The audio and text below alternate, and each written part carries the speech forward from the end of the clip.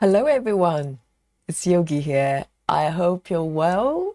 And this is around 9:15 UK PM.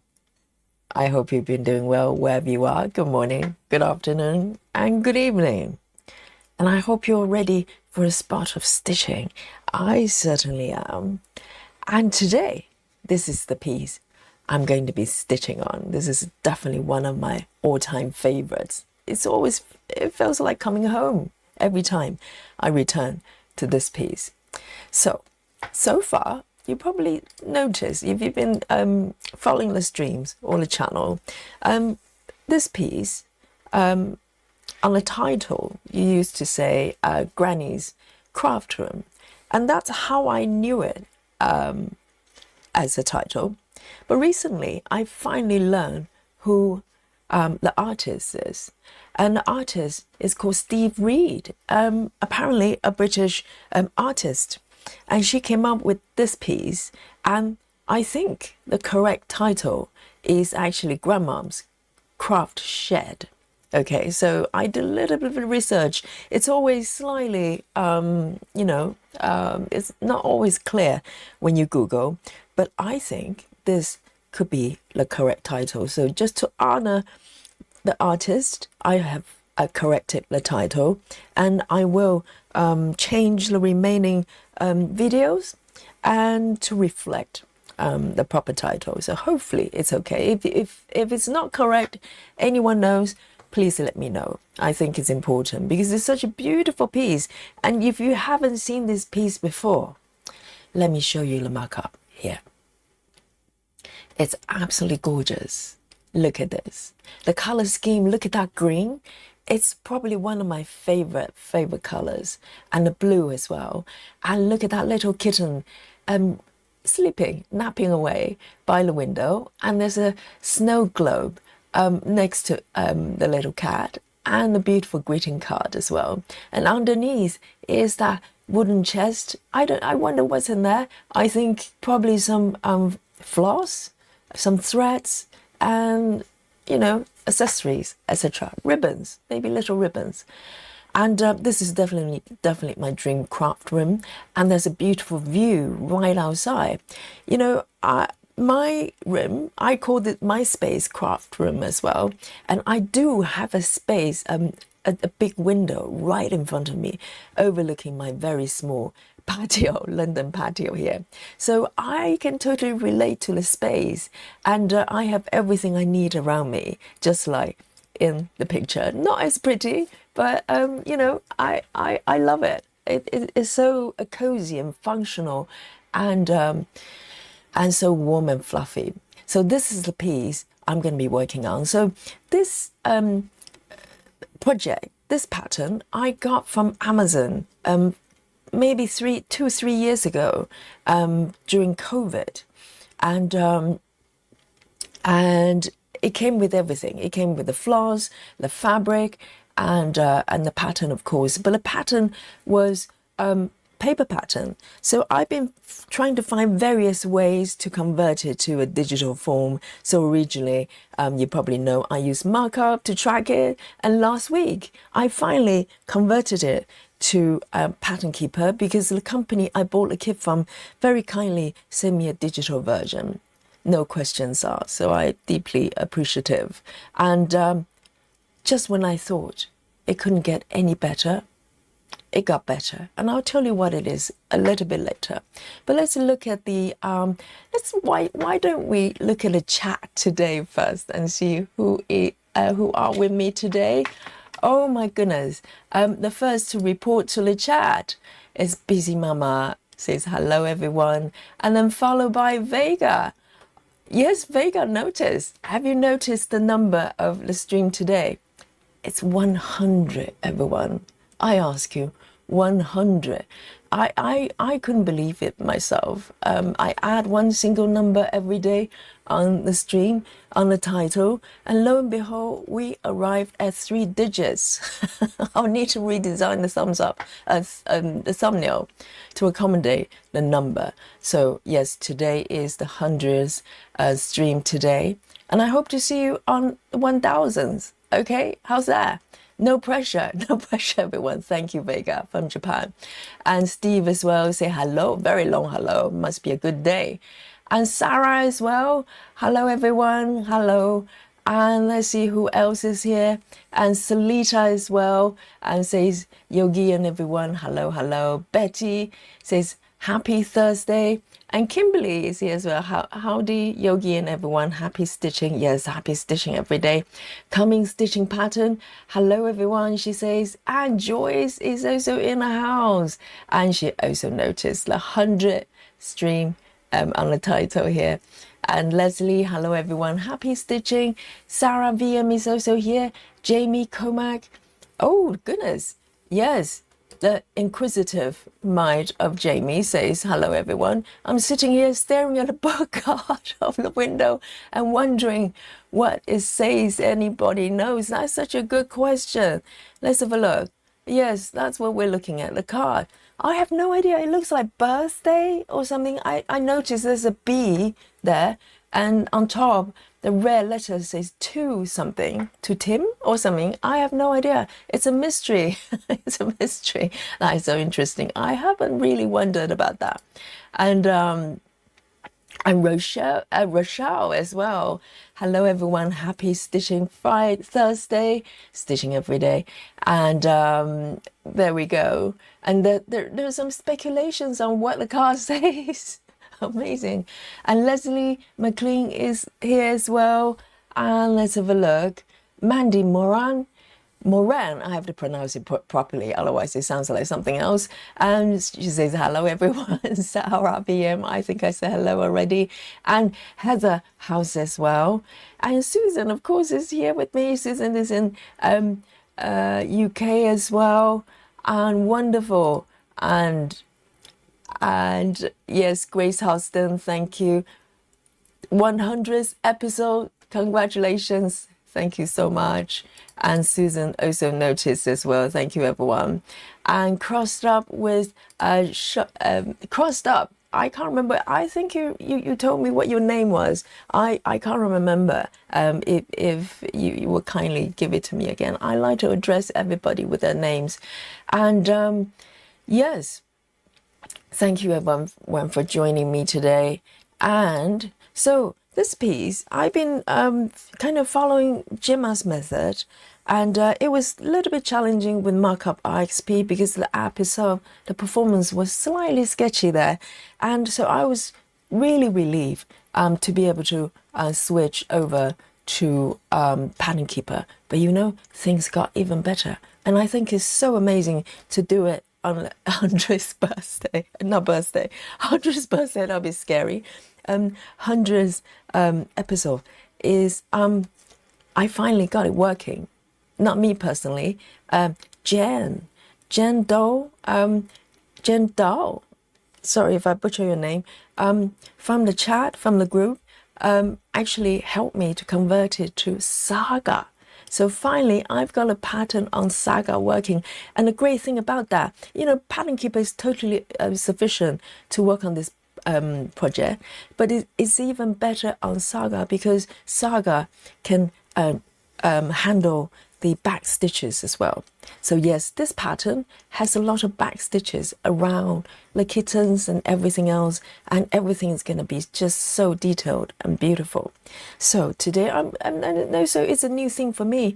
I have never seen back stitches on Saga, despite using Saga for a little while.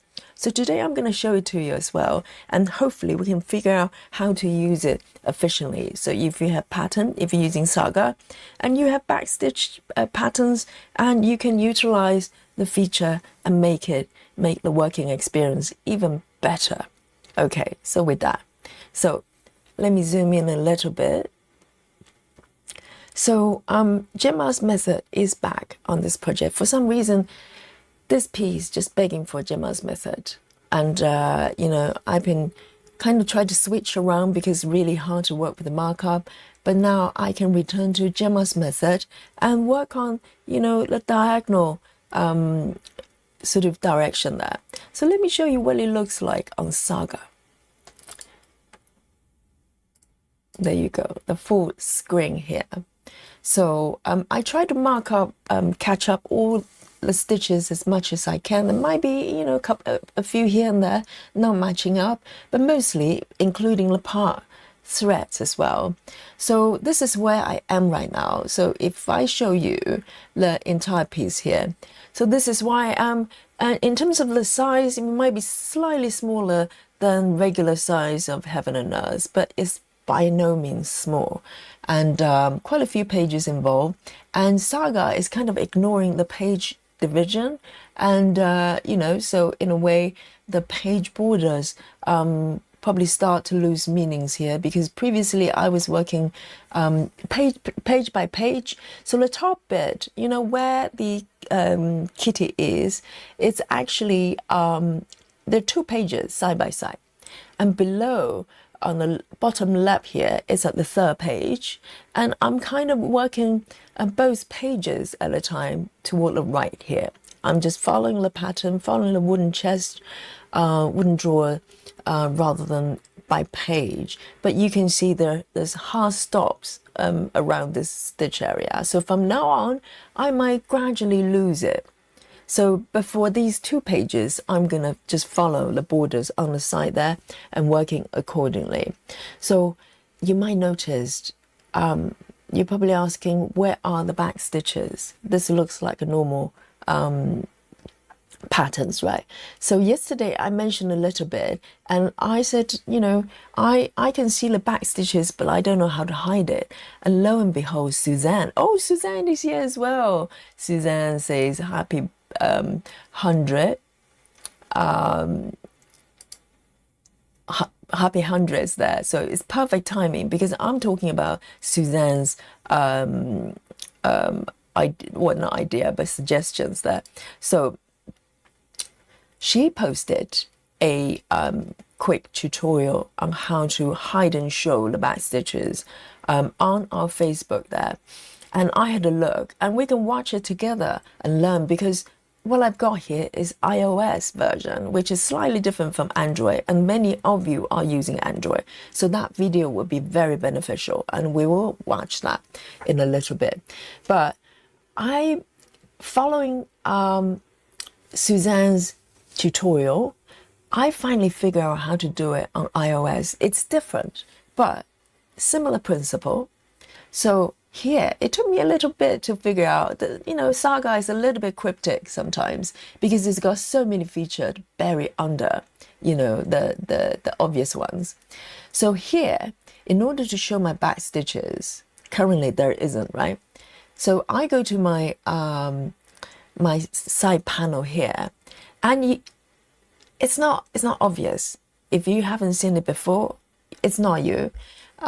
If I scroll, you need to scroll all the way up. If your pattern has back stitches, you will have that back stitch.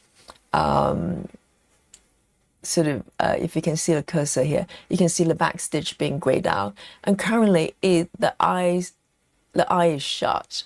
So if I flick it open, can you see it? Can you see all those back stitches appearing, including the colors, thread colors, and everything else? So everything is captured beautifully.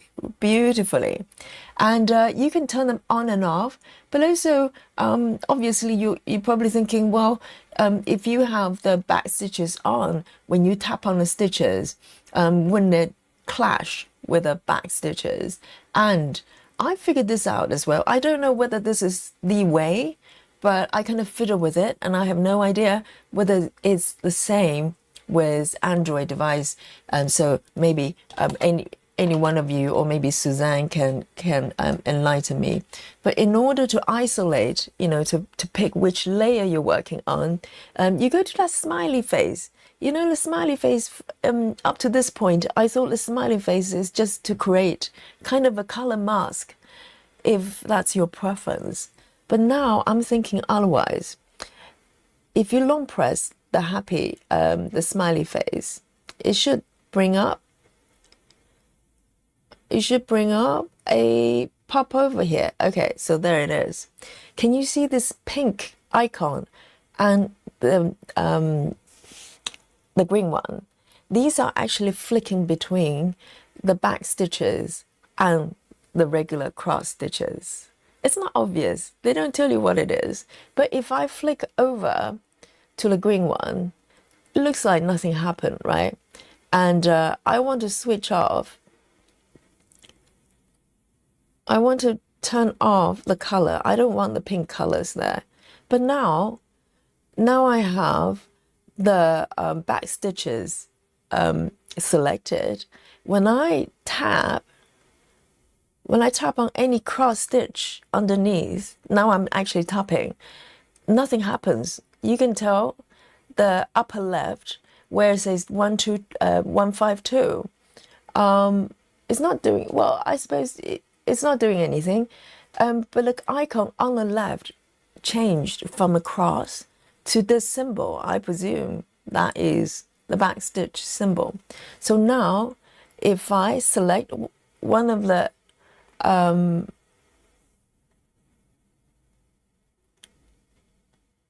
if I select one of the back stitches, it should light up. It should, oh, okay, so now it says 310.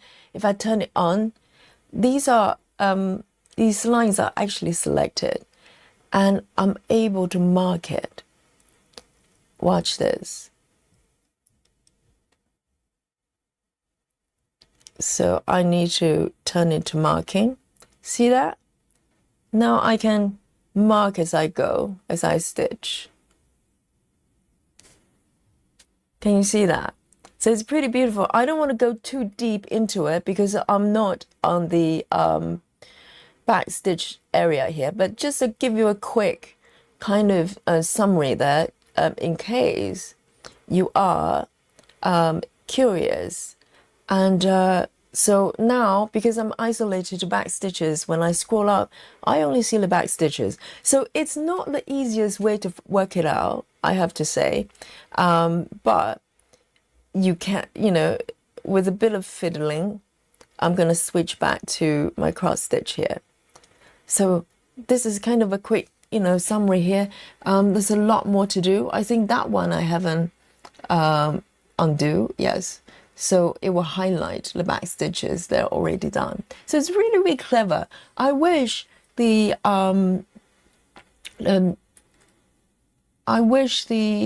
interface is a little bit more obvious. Okay, so it does require a little bit of, now I can't find the, okay, so now I can switch to cross stitch and hide my back stitches so it's not distracting. Makes sense? So I think maybe at some point, maybe I hope I can figure out a way for Jan to join me. Maybe we do a joint tutorial to capture these features because it's really useful. And these are the features that, you know, it's not captured, not capable for the other apps that we commonly use. So it's really, really useful. So yes, I just wanted to give you an update because I'm really excited to find the new feature here and have this pattern working for for Saga as well. So I couldn't wait to share that with you. But I'm here for stitching, okay? I'm here for stitching. We will do another tutorial another day. And of course, if you have questions as we're stitching, you know, we can talk, we can always have a discussion here. And there are a lot of people, quite a few of you in the chat, probably know a lot better than me. And you can all chime in and we can all learn together. So, and Maddie is here in the chat as well. And who else have I missed? Grace Houston. Yes, I think I've said hello to Grace. And Vadui is here as well. Hello, hello. Yes. So today, let me just zoom out a little bit and just show you where I'm going to kind of focus on. Generally, I think I'm going to just go across this diagonal line and just work accordingly, maybe smooth out this bit a little bit. But in order to help me to do that, let me switch back to my full view here. I am going to use a feature I have not used so far. And that is, I'm going to use the diagonal line So far, even though, I work diagonally, but on Saga, I have not used it. So can you see the zigzag line? But if you keep tapping the zigzag icon, you can switch direction. So this is why I am. I wish it could be a little bit more faint, but it doesn't seem to keep. Oh yeah, you can. I just wanted to make it a little bit more faint, so it doesn't get in the way. And maybe I change the color here, so it's obvious. Yes, you can make it a little bit lighter. And you can change colors as well. I'm trying to find one that kind of blends in a little bit more. Lovely. And you can tell that, Pattern Keeper do the lines as well, but it's always straight lines, right? But this is where Saga is really clever. They just follow the stitches. That's it. It sounds so obvious, but it's such a nice feature. So I'm going to use the diagonal lines as my guide and start to smooth out these areas and make it more diagonal. I really like the original Gemma's method where, you're just constantly trying to smooth out that diagonal line, which is quite fun. It's like a game. So let me turn my fabric toward myself. Grace says this app is awesome. I know, it's just so clever and it's full of things. It's like full of Easter eggs, and you constantly find it. Go, oh my God, I have no idea. So I have discovered so many things, and just when I thought I kind of know how it works, and lo and behold, there's something new. So here we go. I might make the lines even fainter, actually. Maybe just a little bit more so it doesn't distract my view. I just want to be able to have some guidelines there. That's it. Just a little bit. So I'm going to start from here. That's an obvious candidate there. So I am going to introduce a new color, a new thread here. So I can start to work on this line there. That looks like a good way to start. So I'm really excited. So here we go. It's that one, the moon symbol, which is A38. So the floss is, as far as I know, Egyptian cotton, I think, according to the kit. And I've got 4 different kits from the same company. So I consolidate all their floss together onto a master set. So this is my 14 count kit set. And I'm looking for A38. And I already have one needle dot. Well, hey, what a great start. A38 here.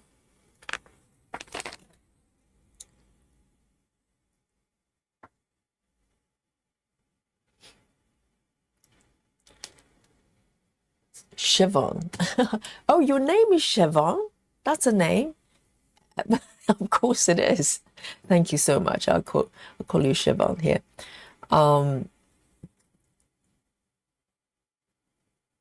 Let's have a look. Yes, let's start with this color here.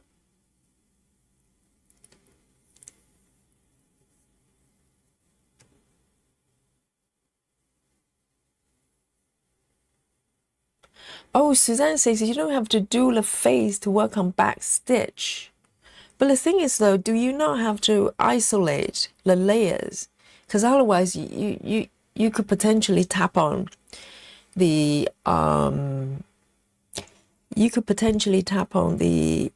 back stitches, wouldn't you? I can give it a try. So, but clearly there is a kind of mode switch under the happy face. Yes, the happy face feature, I still need to learn more about it to figure out exactly what it's for. I just interpret it as kind of a color selection. If you just, some people just like a blanket color for all the stitch area. That was my interpretation, but who knows? That might not, might not be correct. Maybe there's more.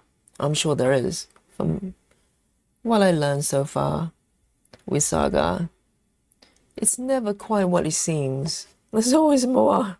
It's like a mystery.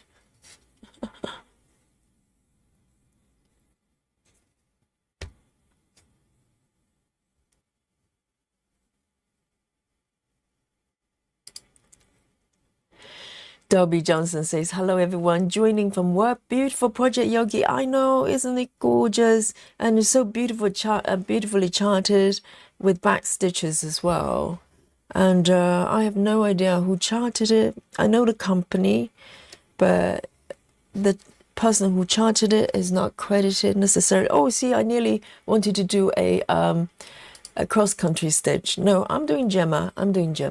So I am going to mark this one and part this one. Okay, let's follow the rules. It is a beautiful piece. Hello. Oh, good. We have a new joiner here. A Majal Jin says, hi, just found your floss tube. I love your thoughts about cross stitch and other topics. I'm stitching on a Hate design. Mini reader paradise. Oh, epic. Greeting from Marjolein from Netherlands. Oh, wow. What a beautiful name. Yes, I thought it was your name. So it's a location. Wonderful. I probably butcher the pronunciation, so forgive me. Mageline? Okay, I'll stop trying. Maybe that's better. Welcome. Oh, Joyce is from Netherlands as well, and a couple of others. So you have company. And here, let's have a look. Let's keep following the zigzag line there. I think I'm going to change the color again for the zigzag. I just want it to be a bit more noticeable. Okay, I see. Let's turn on. Why is it not changing anymore? No, that's not what I'm trying to do. It's that one. And I want to change it to a little bit more pink, I think. Maybe that's better. Maybe a pink color would be nice, right? Yes, nice and subtle there. I just want to be able to see it, but not too in your face. Let me make it a little bit brighter. Right. Here. Oh, a wrong side as well. You fix one thing, you mess up the other, as usual. Yes, I want you to face this side. Yes, I think I'm happier like this. Here we go. So, first color done. And let me zoom in a little bit more, nice and big here. And I think I'm going to go for the one next to it, the one above. Here we go.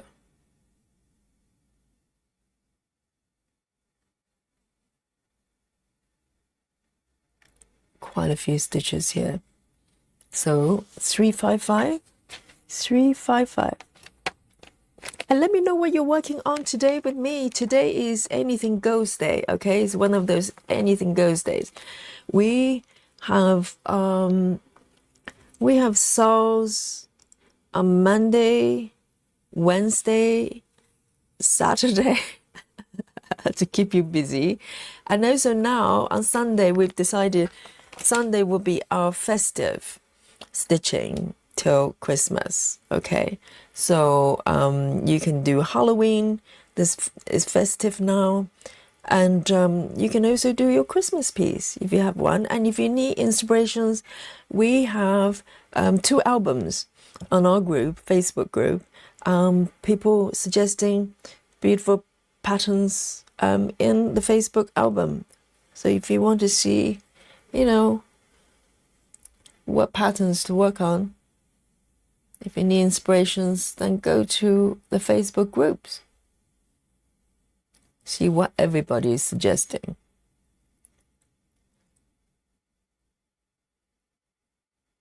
So let me just change the color here. I'm just not quite happy with the opacity here. I want opacity rather than just being faint, you know. There isn't a opacity selection there, so that is a little bit tricky because they kind of clash with each other, don't they, visually? So, and this is what I like about, I actually prefer Pattern Keeper. Pattern Keeper, you can make the whole block into a color. It's easier to distinguish from other things.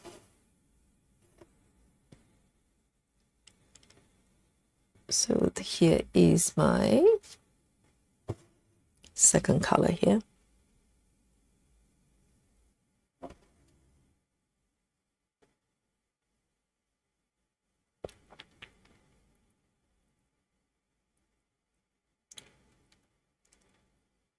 Yes, as Suzanne says, just hide the back stitches when you're not doing it. Ah, I see. So it's not gonna select it by accident. So what is that smiley face for then? The mode, I wonder. There's so many mysteries.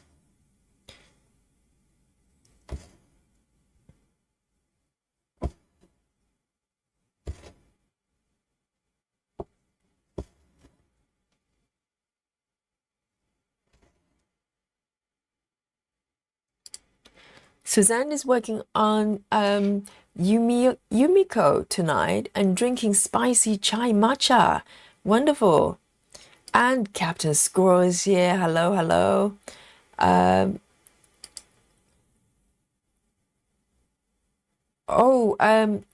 Majolene says, it's not my name. I live near Andover. Oh my God. All these location names, human names, or YouTube handles. It's like a test every day, you know. It's a daily test for me when I teach yoga as well. We have to take register of everybody's name. So the regulars, I remember their names and I learn their names, you know. But they're always newcomers with very tricky names. And, you know, it's like a test every class. And just watch me butchering everybody's name. Oh, what a great start of a class. I think I'm going to park down here.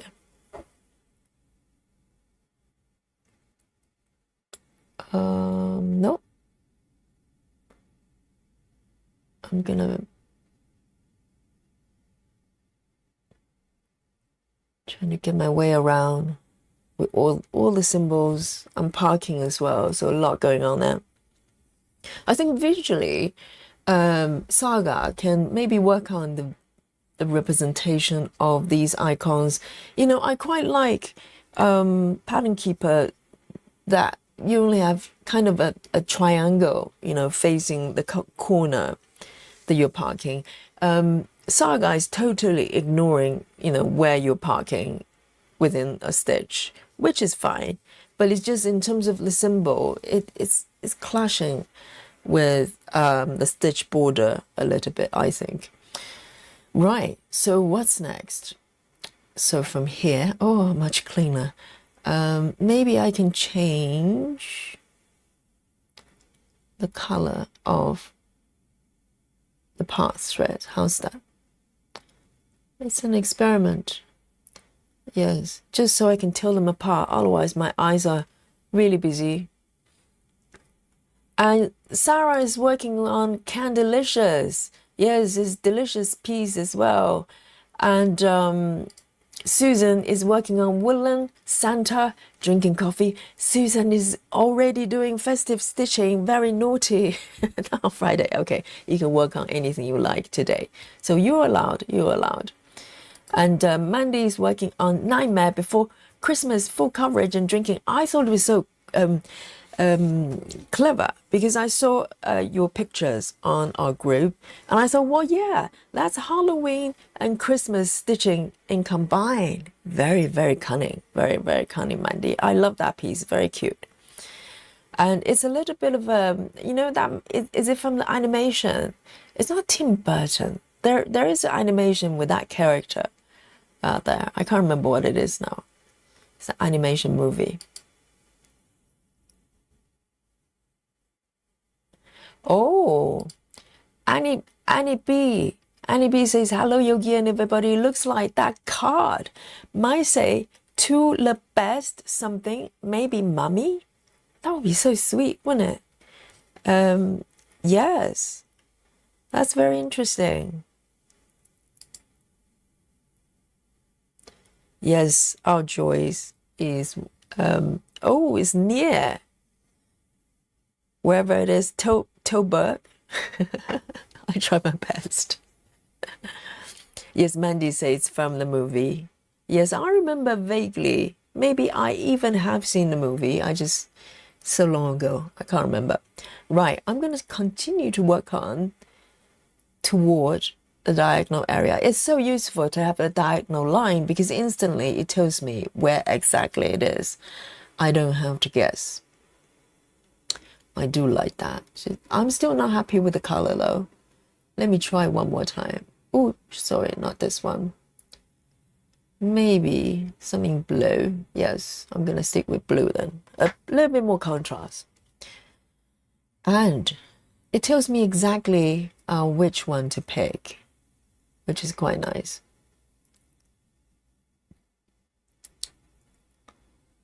So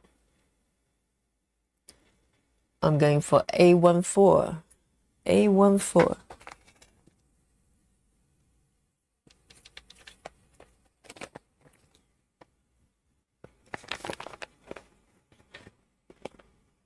So Gemma's method is methodical. Maybe, for us mere mortals, it's a little bit slower, but then again, I'm not stitching for the speed. I'm stitching for the pleasure and the variety.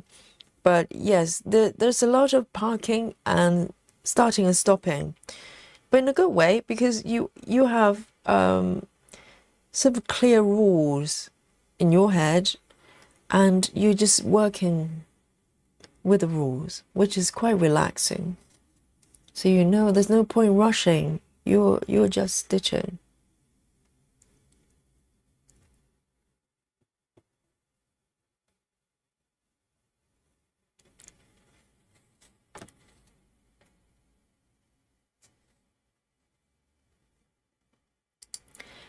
Everyday Creator is stitches in red by Branda Keys.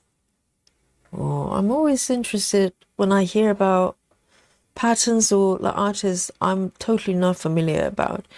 And, in terms of stitching, I haven't really stitched for that long, particularly for full coverage. I started during COVID. So there's so many companies, pattern companies, and artists that I have no clue about. So I'm always happy to learn new ones. And I have learned many just through the channel. Joy says, I just started working on pandemic and I forgot to put a kettle on. Oh no, disastrous. Yes, please, you need a kettle on so you can have a cup of tea. And talking about cup of tea, today, yes, I have my coffee, okay, you know that, and I've got some water, but in terms of tea, I have switched to a slightly different one. So yesterday I was drinking the ginseng matcha. I'm really fond of matcha at the moment, and but today is supreme matcha tea. I was, I always thought, well, I've got coffee anyway. If I have green tea, it might be too much caffeine, but it's quite gentle. So really delicious, really delicious. I'm a great fan of green tea. Great fan of green tea. So that's what I'm drinking today. I've got it in a flask to keep it warm. But for now, I'm kind of sipping a little bit of a coffee here, kind of in the coffee mood. So the Gemma's method is always about where you park next. That's the judgment call. And you want to park in a location that makes sense, the flow with the colors, and diagonally toward the bottom right there. So it's interesting. It's like a chess game. So this is where I'm going to park next stage. There are a few above, but you know, I tend not to want to go up, and I think that Gemma does as well. The idea is to kind of float down a little bit within reason.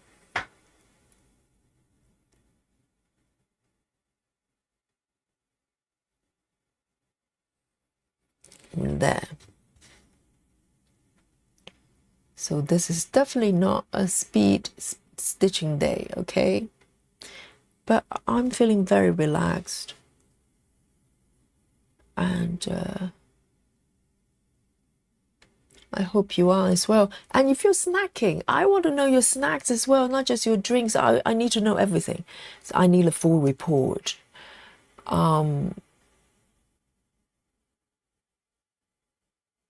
Maddie says, my stitch count is lower than yesterday, but I'm happy that I managed to complete 849 stitches today.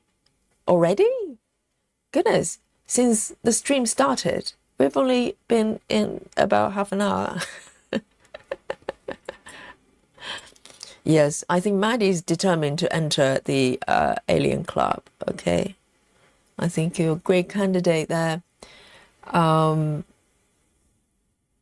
And she says some of the boxes will be super easy and more block color. Tomorrow will be elemental. I saw your web yesterday, and we will definitely have a look later on. We've got a chance when we watch Suzanne's video there. Yes, it's really beautiful, really beautiful. Oh, there's so many stitches. This one, I'm still trying to find my way with this piece on Saga.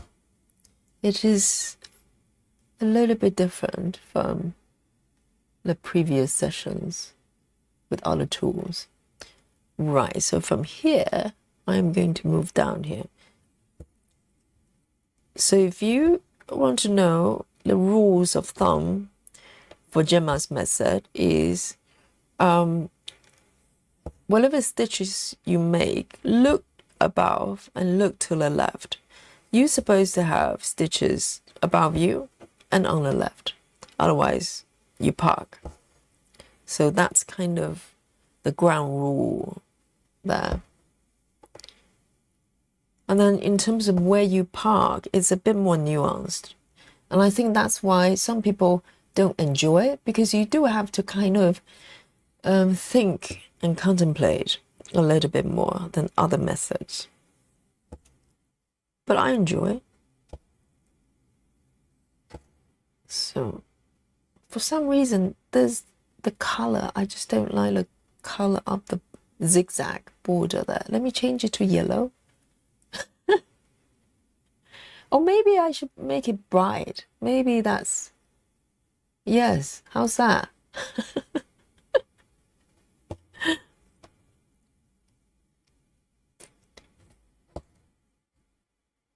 And there's one feature I do like or prefer with Pattern Keeper.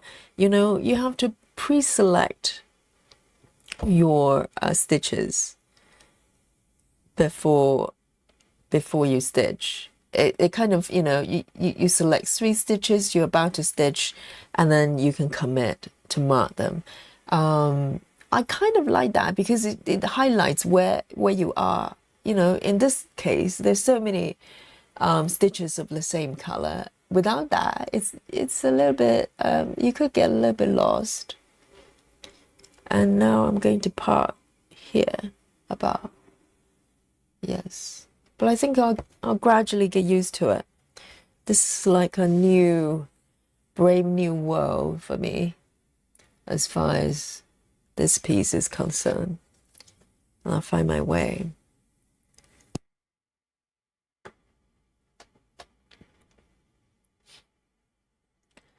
And oh, Joyce is having cinnamon mint tea. I'm still on the search for the cinnamon mint tea. It's a very interesting combination. In fact, let me open my flask here.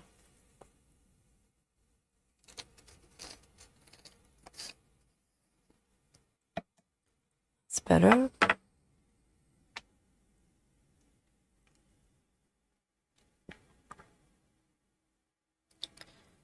And Kelly Quotes is joining us. Says, hello there, my stitchy friends. I did a bit more on spooky season lately. I'll put a few photos in the group later. Yes, spooky season is our Halloween soul. That's the piece I'm doing for Halloween as well. And if you want to join in, join our group, and you can stitch with me and everyone else. And of course, you're free to choose whatever piece you want to work on, but it's fun to stitch the same piece, isn't it? And we can compare notes. So welcome, Kelly. Suzanne is having some cashews. Yes. What happened to the biscuits? The chocolate biscuits? Have you run out? They sound so delicious. I love cashews as well. Nuts are very, very, very good. Right. Let's turn this off. And yes, I'm going to pick the next color. So let me see if I've got any parked thread already of this color. I think it might be, no, I'm going to introduce a new thread actually. 720. It's a lovely orange color. And I've got a needle already threaded. It's always like you won a prize when you have a needle already threaded.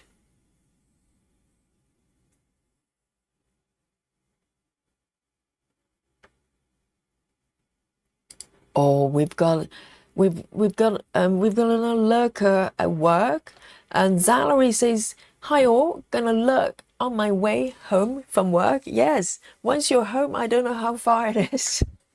If we're still live, come and say hello, report to the chat, so we know you got home safely. Welcome. Sarah has gone to the dark side. Sarah has ordered KFC. Is this supper or is this a snack? I need to know. KFC.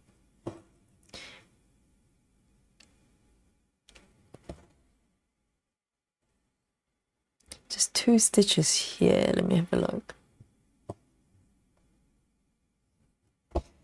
I'm really looking forward to the back stitches. And now I can do it in a really organized way with markup, because what happened with markup, if you just give you a recap, that I scanned my paper pattern, because you know this kit came with paper pattern, and I scanned the pattern as the best I could, and it actually didn't come out too badly on markup, but the app is very clunky, okay, and I'm sure even the developers probably would agree, because no modern apps should work like that. But it was the best I could get.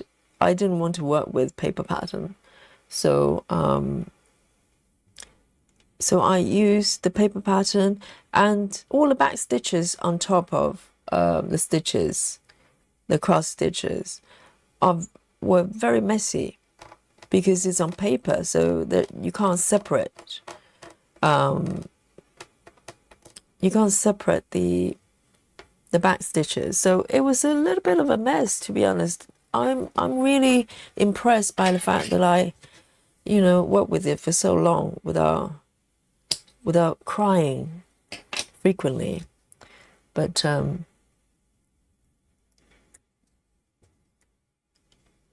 so glad I don't have to deal with that anymore. 1, 2, 3. 1, 2, 3. 2 from the left.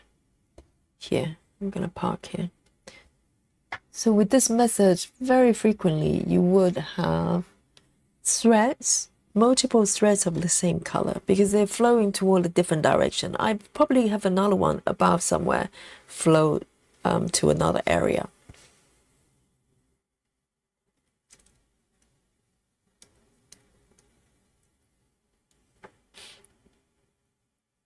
Hello Six has joined the chat as well. She says, hello Yogi, and Yogi followers.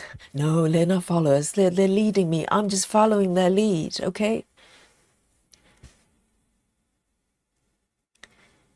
And here, okay, so see, in front of your eyes, I've smoothed out that bit already. And now I'm going to continue to pick my next spot. I quite like working on the area on the left a little bit, because according to the chart, according to the chart and the diagonal line, I need to smooth out this bit a little bit. So let me see if I can bring this up here. This area. So currently it's almost horizontal in terms of the shape here. So I'm going to fix that by working on the bottom left here.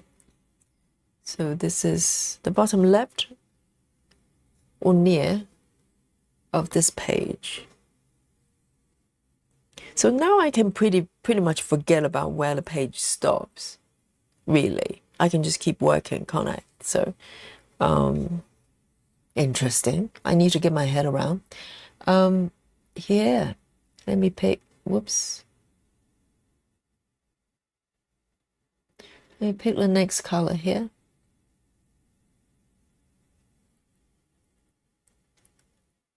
So I do, this is tricky. I do have just one stitch here and nowhere else. A38, A38.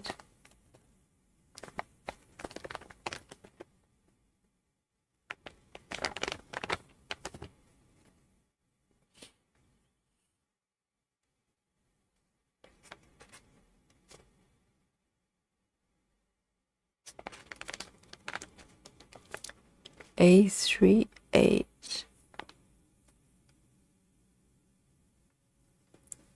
It's dark brown.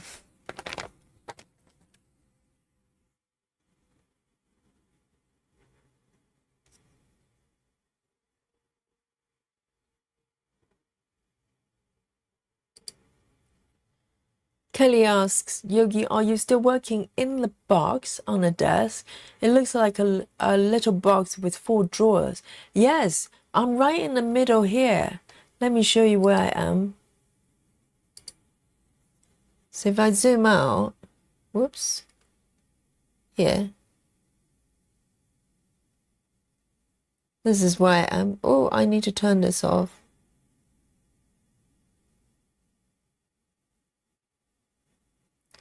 The line's a little bit distracting, isn't it? Yes, can you see? I'm at the bottom left here. So this is the center of the piece as well, right in the middle. I did a kitty start, okay?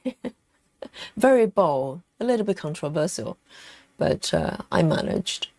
But I work page by page, so it's not that, it's no big deal. So this is where I am right now.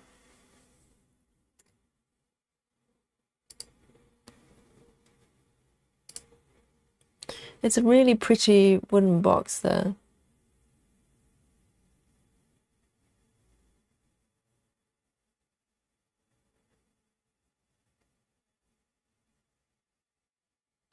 So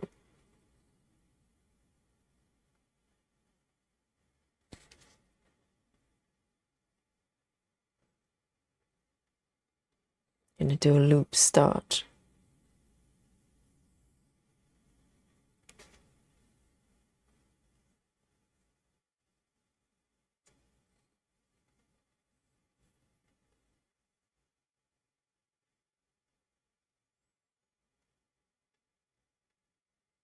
So I think today we're going to do a little bit of Facebook. We haven't got a proper name for that, have we?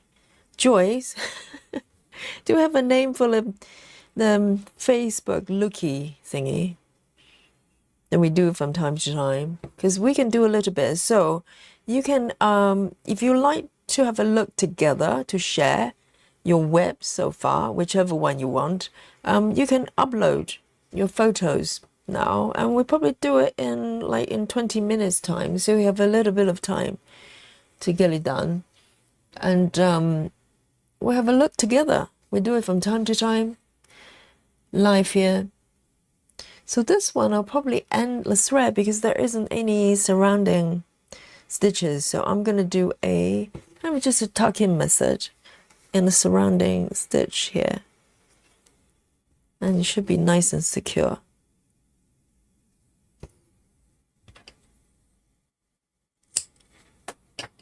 There's some really beautiful pieces happening there. A38.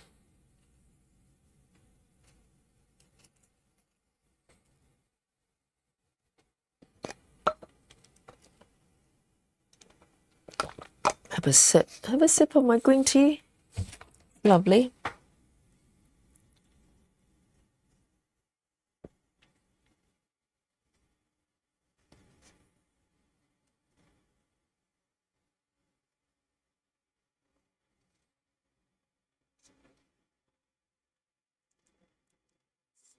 Oh, Joy says, wasn't that a group gander? Do you think, yeah, you like that name? I'm thinking something a little bit, I don't know. I think it's Sarah. Sarah came up with the name. Yes, we can call it that.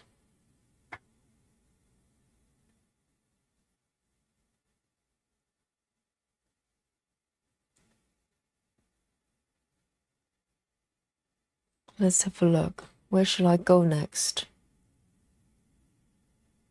I think I'm going to go for this one. Looks like fun. Yes, 550. 550 is a purple. One of my favorite colors on DMC. And I also have one already threaded. I'm going to clear all the needles here. That's 550. A little bit messy, but that's no surprise.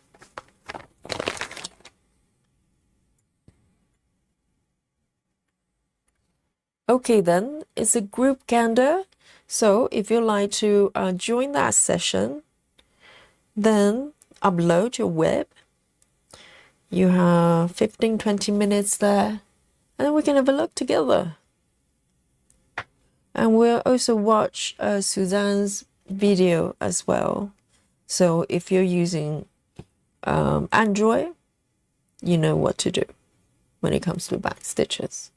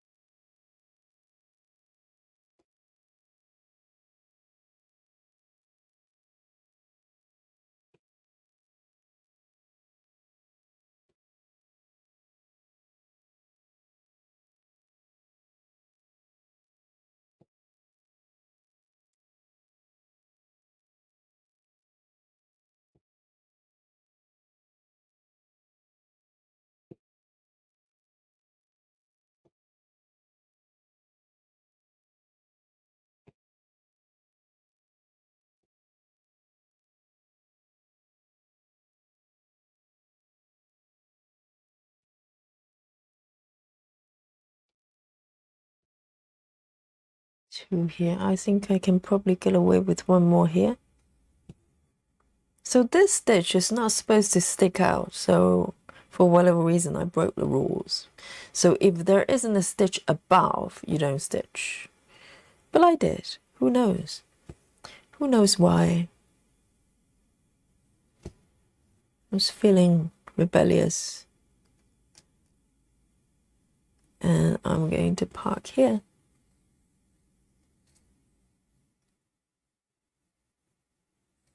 There.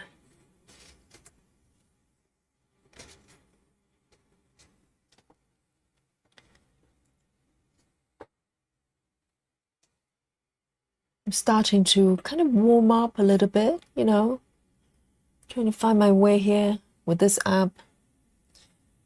And I think I'm starting to find my flow a little bit. You know, at this point, I think maybe I'm trying to think if there's any pattern I haven't imported to Saga.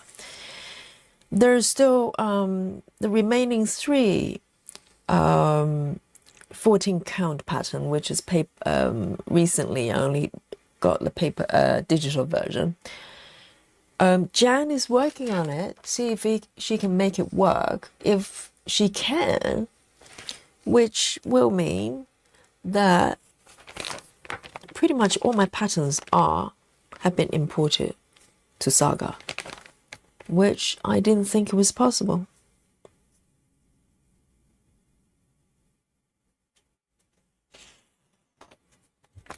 And if that's the case, you know, Pattern Keeper might have to take a little break there.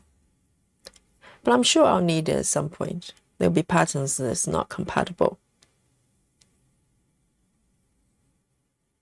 So it's still a very good app. I just fancy a change.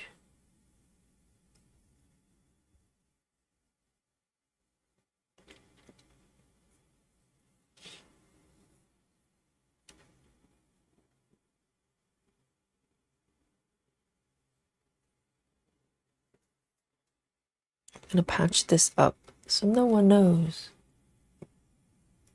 that it happened.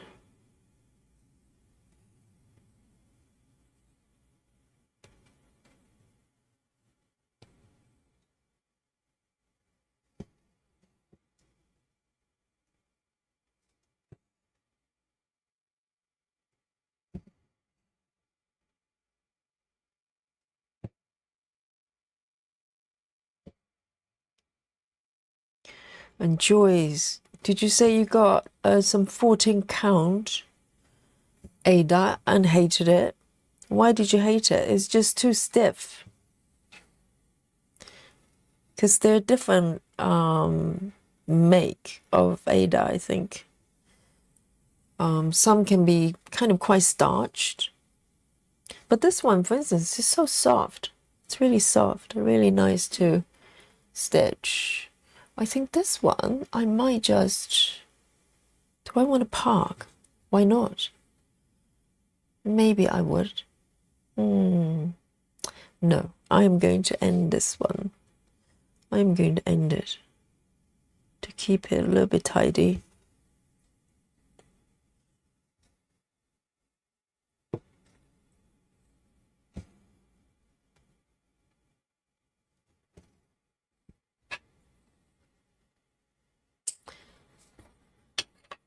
Five, 5, 2.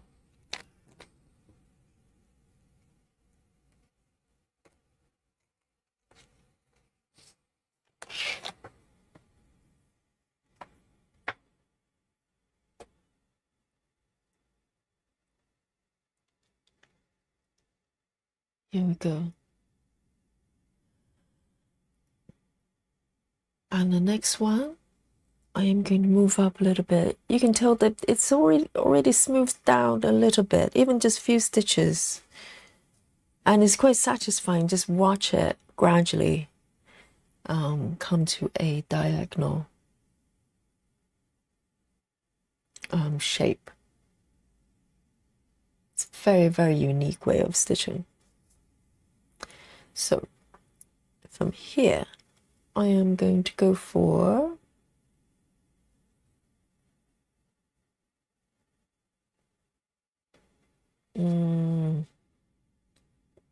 There's one over here.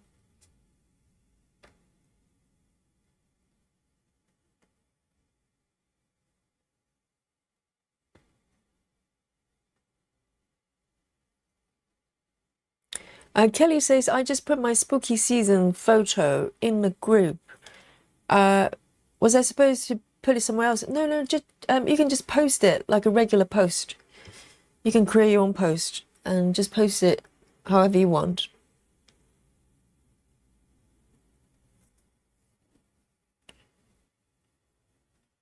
As long as we can see it, it works.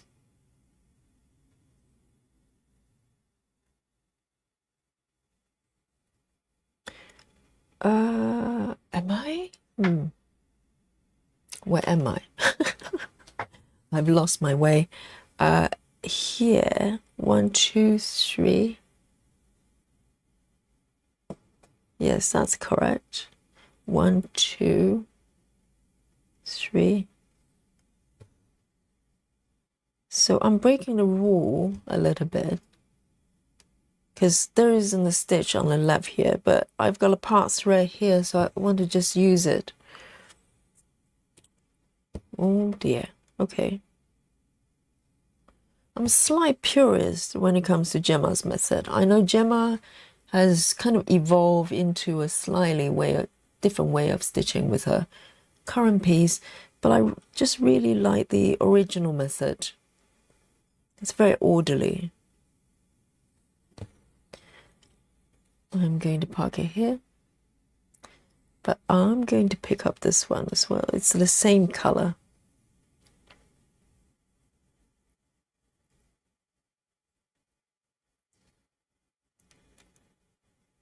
Maddie, I will. Yes, I know your post, so we'll look it up later on.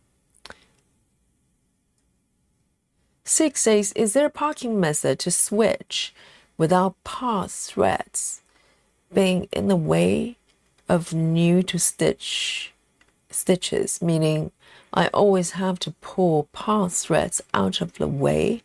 Find it a bit troubling.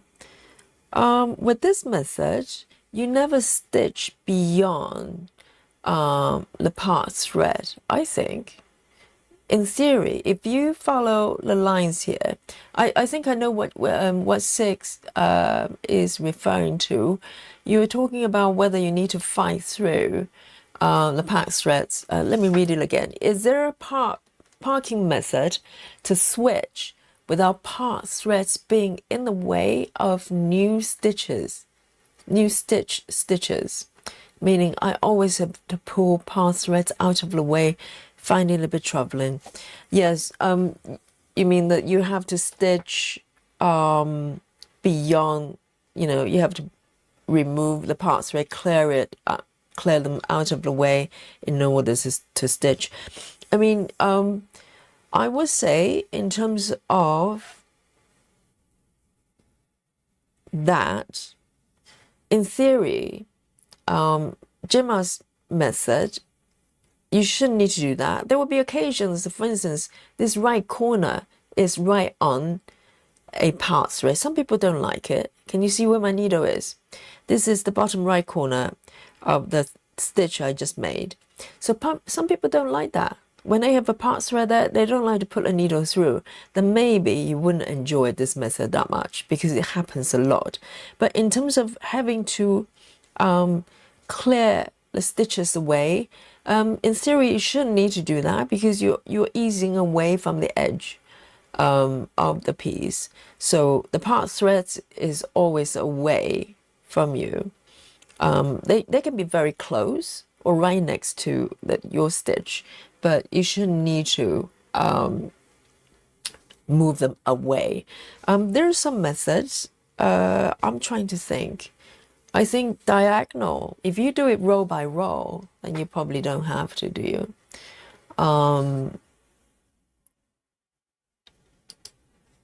Kelly says, old school Joyce. Okay, so this is common to Joyce, sorry.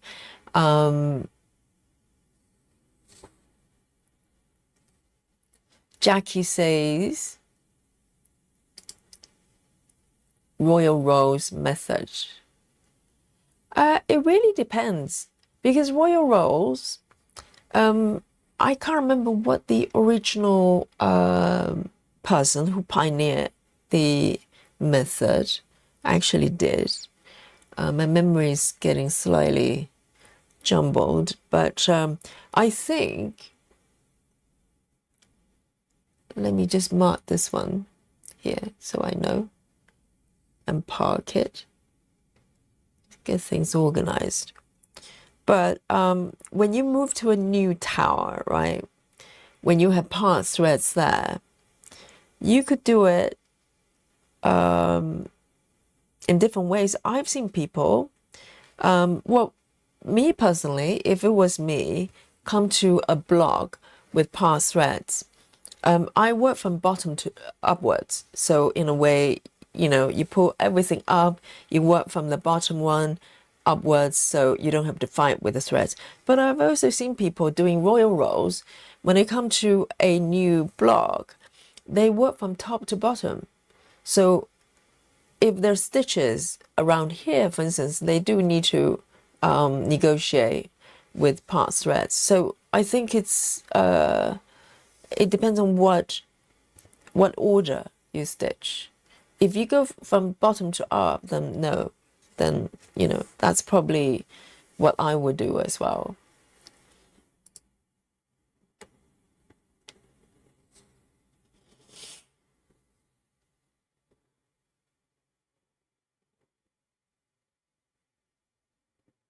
Yes, that's what Sarah says. Lip pass threads up and stitch the lower ones first. So is it really to do with what stitching method you're going for? You know, if you do it block by block, it's the same thing as royal rolls. You move to a new block, you lip the threads up, and you do from bottom up. So you don't have to fight with the pass threads. So you can do it. I think it's probably the same with, I'm thinking about diagonal strip, like a diagonal strip, you know, entire strip that people do, maybe page by page or wider space. Yes. But in theory, with, you know, Gemma's method, you shouldn't need to fight with threads as well. You need to organize it, for sure, and decide where to park. But generally, you don't have to fight with, you know, I don't stitch beyond the park area. So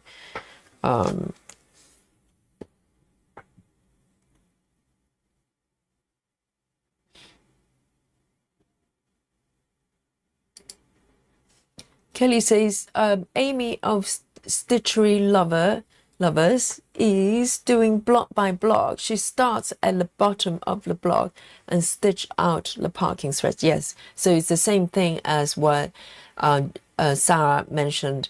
And it's probably one of the first parking methods I learned, which is you stitch block by block and diagonally from upper left to bottom right. So that's my intuitive direction. Some people might do it different direction. You can do it from bottom up as well. But whatever you do, it's one block at a time. So when you come to a block, you work from the bottom threads upwards. Then you shouldn't have no problem. You should have no problem.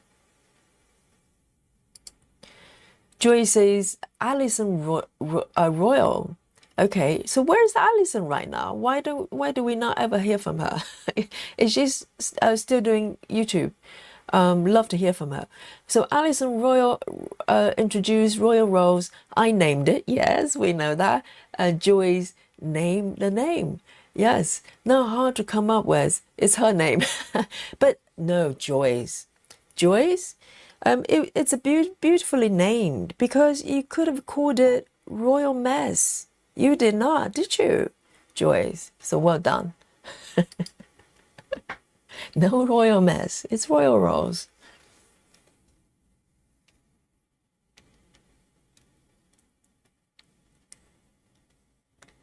Six says, we'll have to check Gemma's method out again. Yes, particularly look at her slightly earlier videos. She had maybe a couple of them, really good tutorial. Because normally when she stitches, she focuses on chats and stuff. But she did, I remember maybe 2 videos, maybe a couple of years ago. She literally just talked through what she did every step of the way. And that was so useful. Because sometimes I watch her work and try to predict her moves, but it's not always accurate. And, you know, obviously it's quite nuanced, the method, you know, not maybe depends on the stitches, you may make different judgment calls, but look up those tutorial videos, they're really useful. And those were her sort of, in my mind, kind of the original Gemma's method. Now she's evolving into more color flow, she calls it. She might move back, depends on the piece. But yes, definitely check out Gemma's stitches. That's her channel name.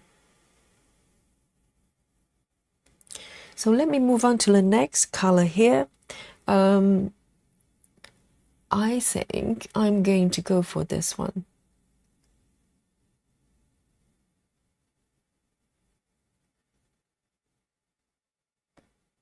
This moon, trying to pattern match here. So this one I can part down.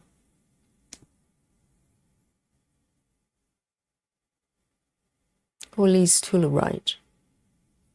It's a decision, you have judgment call you have to make.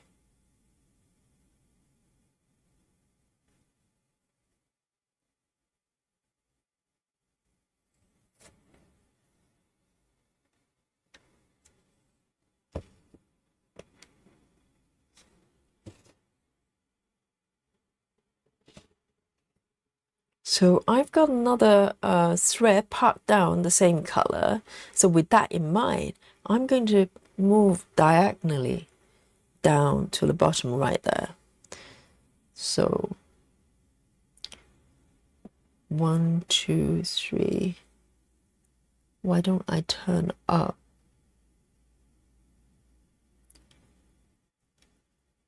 Let me just turn on the sideways.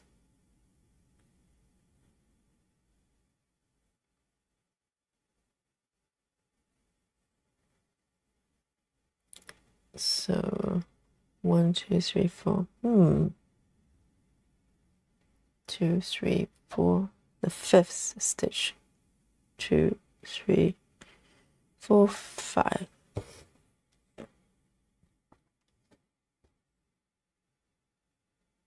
No.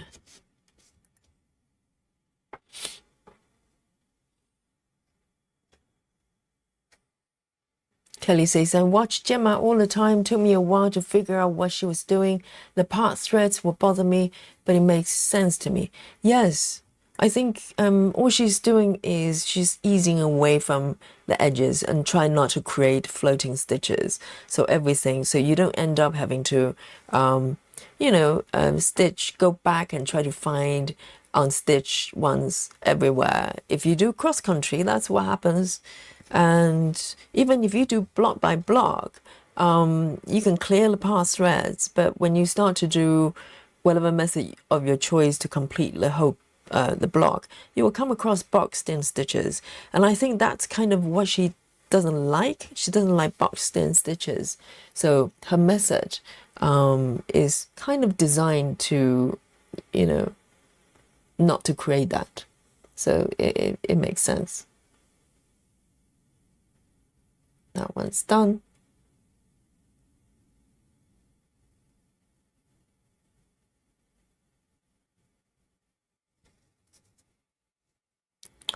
And I think I am going to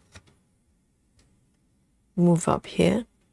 But I do have a part thread here. I'm going to break the rules. No, I'm going to take the thread over, actually. I think that's what I'm trying to do. I don't think I part in a good spot. And also with Gemma's method, there's a lot of threading. So it's something to bear in mind. If threading is the pain of your life, then perhaps think twice because you have to thread a lot.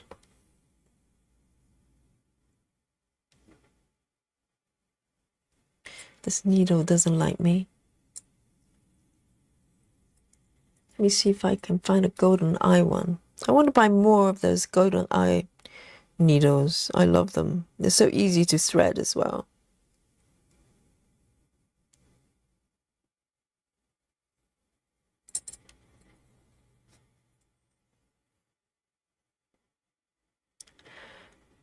Maria says, hi Yogi from UK. Welcome, welcome. You, me, and Susan.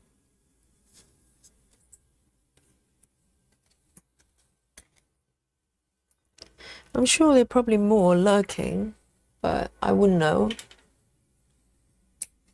If you don't come forward to say hello, you know?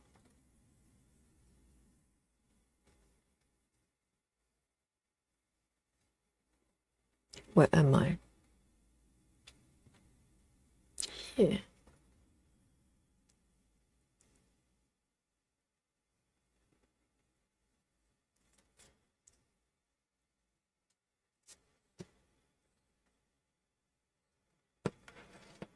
So I'm going to do these ones, gradually filling up this little flat space, flat area.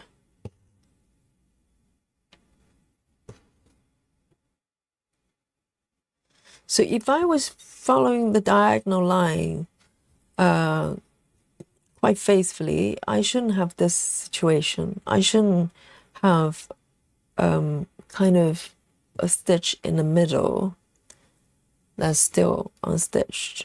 But then I'm not really, I haven't really followed it that strictly. So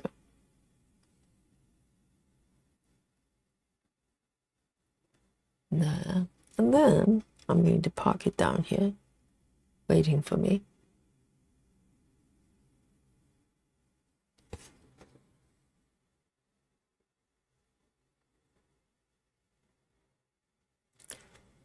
Beautiful.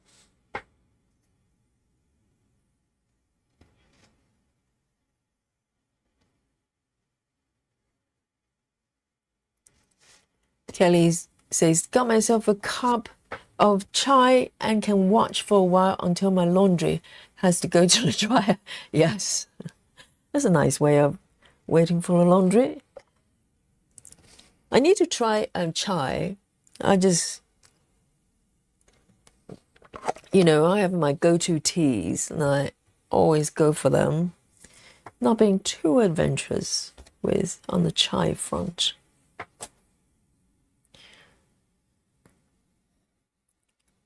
Okay, so I think the next would be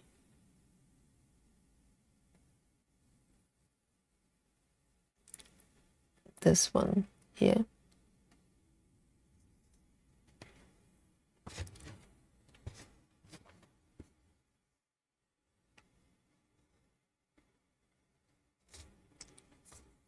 It's a little color here. Kelly says, this is why I don't stitch total cross country. I keep working on the colors in similar area without getting too far ahead. Yes, I think cross country, you can still work in a way that, you don't create too many stitches. You have to go back and hunt. Very often, if you do longer cross countries, the final few colors might be very painful because you're just going around trying to find the unstitched, stitches. It can be a little bit of a pain. But if you do shorter distance and, constantly go back to top and down, then it's a bit more manageable, I think.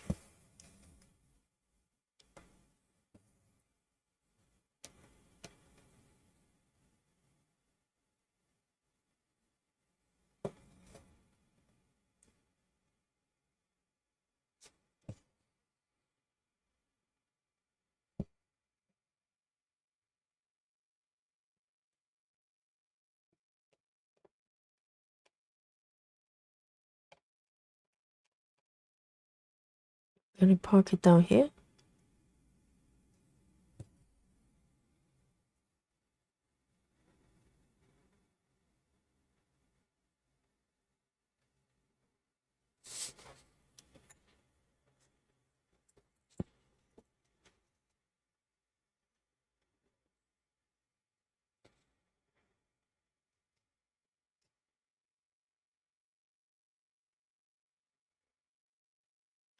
Jackie says, Gemma keeps out about 10 to 12 needles threaded and put them on magnets all around. I know. She's in a different dimension. She calls them hot needles, and I tried it. No, it was doing my head in. What Gemma would do, so she would use a needle minder at the bottom, keep one at the bottom, and she would work on certain area with all these threads here and keep the needles on the thread. And then part them when they part these threads, she just rests the threaded needles at the bottom, just temporarily for that session, okay? And you know, when she needs the certain color, she just pick up the needles, thread it already, and continue to stitch. I tried it. I'm not going to do that again because I kept stabbing myself and everything got tangled. So eventually I have to unthread them anyway. So yes, but she you know, managed to make that work. I couldn't.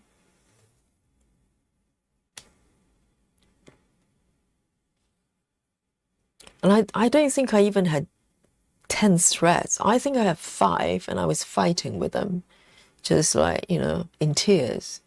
It was terrible.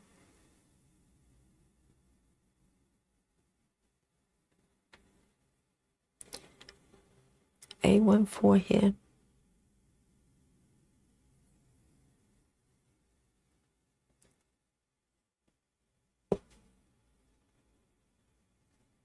All right, I'll give it 5 more minutes, another 5 minutes. If you want to upload your WIPs on our Facebook group, do so now.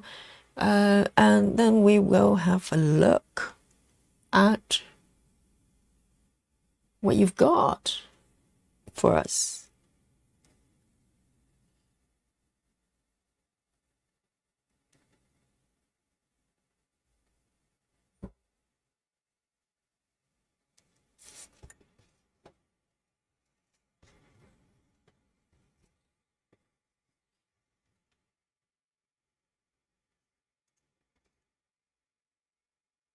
Suzanne says, I do that sometimes if I switching often while doing snake method.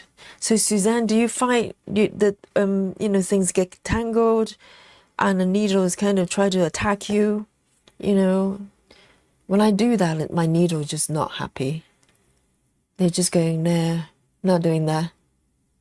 Oh, I think I found a good candidate for the next selection. Sometimes you look at a pattern and you see kind of quite a few stitches line up together. You get so excited with this method. You can make a few more stitches at one time. Here we go. And this one is one of them. Look at that. And 3863. 3863. I do have one threaded already.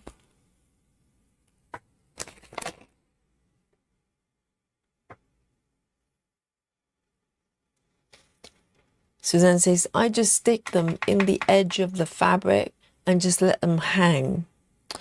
Yes.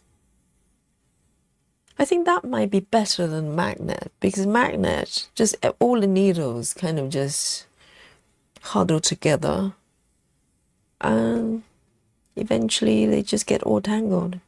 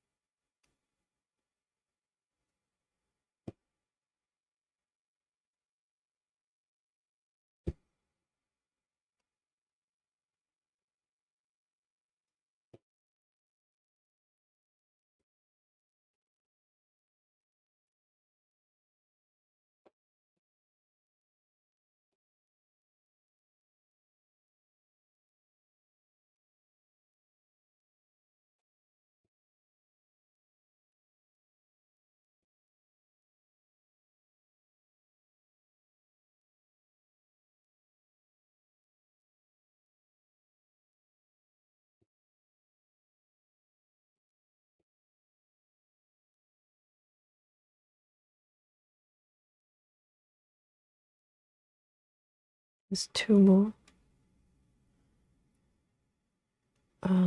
Where am I?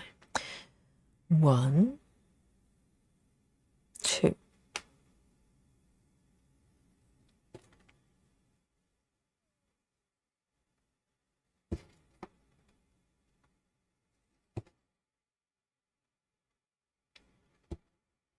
One more row. It's like Christmas.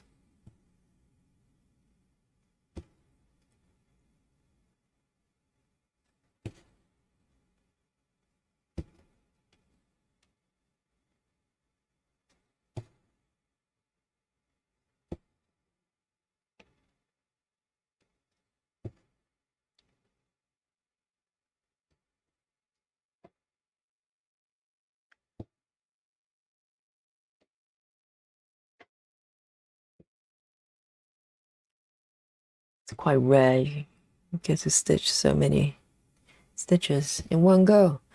Here we go. And I've already got one here. Is that correct? No, this one is parked in the wrong place. 1, 2, 3. 1, 2, 3. I know what's happening. Yes.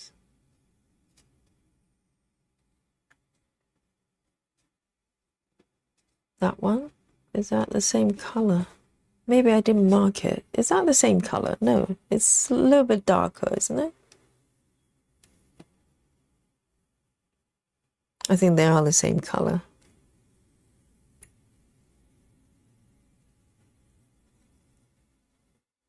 So I'm going to end this one then.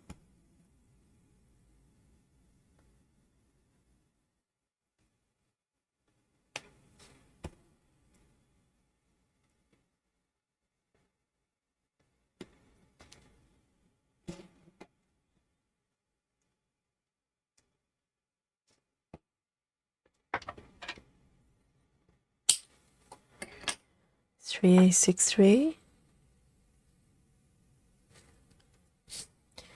So why don't we have a look at Facebook there, and let me just switch back to this view here and zoom out a little bit. Here we go. So this is where I am here.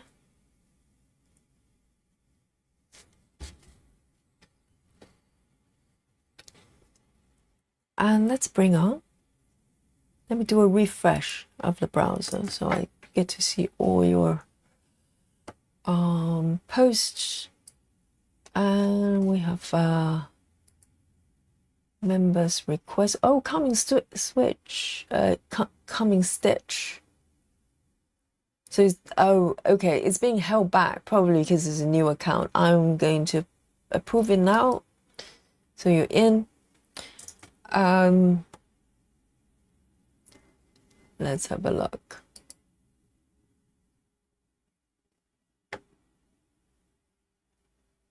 Very nice. Okay, so let's have a look at the browser here. Here we are. Let me just move back here. Close all the gubbins. Right, so let's have a look. So this is from Lorraine. That looks lovely. So organized when people write down on a note. And a fascinating way of gridding as well. That's lovely. So Renee is trying to figure out whether to do, what stitches to do. What say you guys? Oh, I see. So the text stitches are on the left there. 2/1, 1/1, full cross. What count is it? I don't know what count it is. And we have Belle Le Man. Well, I'm stitching now. Lovely. Well, that's a bit different. So it's probably, is it full coverage? It's not, it's probably not full coverage, but I love the fabric. It's got like a polka dot around, like rainfall. on the fabric. It's really interesting. Maddie, yes, I saw this yesterday, Maddie. Finish page 2. It's beautiful. It's very pretty. And what floss are you using, Maddie? It looks very, I want to say CXC, but I don't know. It looks very, the texture is quite nice. Beautiful.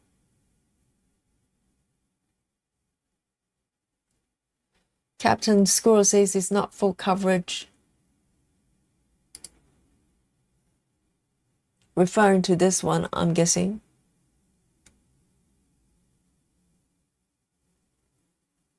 Is it you, Captain Squirrel?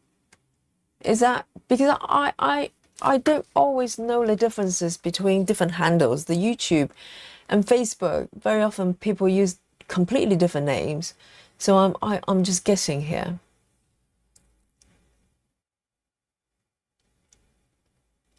And I love this. Let me sort by time. I think it will bring up the latest ones. I think that's better. So these are new ones. And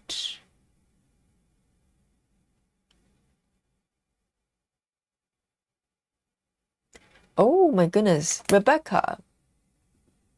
What is this, Rebecca? Oh, Rebecca is stitching Octopus Woman. Oh, which part of the lady is this? Oh, the poor lady, she has no hair and she's got some weird thing going on there. The dreaded Octopus Woman that Nikki is also working on. I saved you from having to look at her face. I reached the bottom of the piece this week. Oh my God, which part of the body is this though? Goodness. Oh, Captain Squirrel. Okay, yes, that's you. Good to know that. Belle. Is it Belle? Oh, Bella. I don't know. Yes, Squirrel. It's got a very pretty name. I have no idea what's going on with this piece, guys. What is happening? Why are people stitching octopus on for their project? Oh, but the stitches are beautiful. I'm not sure about the weird shape. Better you than me, Rebecca. It's beautiful. And Kelly is what? Oh yes, that's our Halloween piece. Yes, I'm fascinated by the way you grid as well. An interesting approach. Kelly is working on the top part of all the panels. There are 4 panels for this piece, and she's working on the top part. The interesting approach, because I'm going for the cat start, and some might tackle one panel at a time, like Steve. And Kelly's approach is having kind of, create a definition of all the panels from top to bottom. Very interesting. Joyce, my goodness, that is so pretty. Yes. Oh, so this is the pandemic.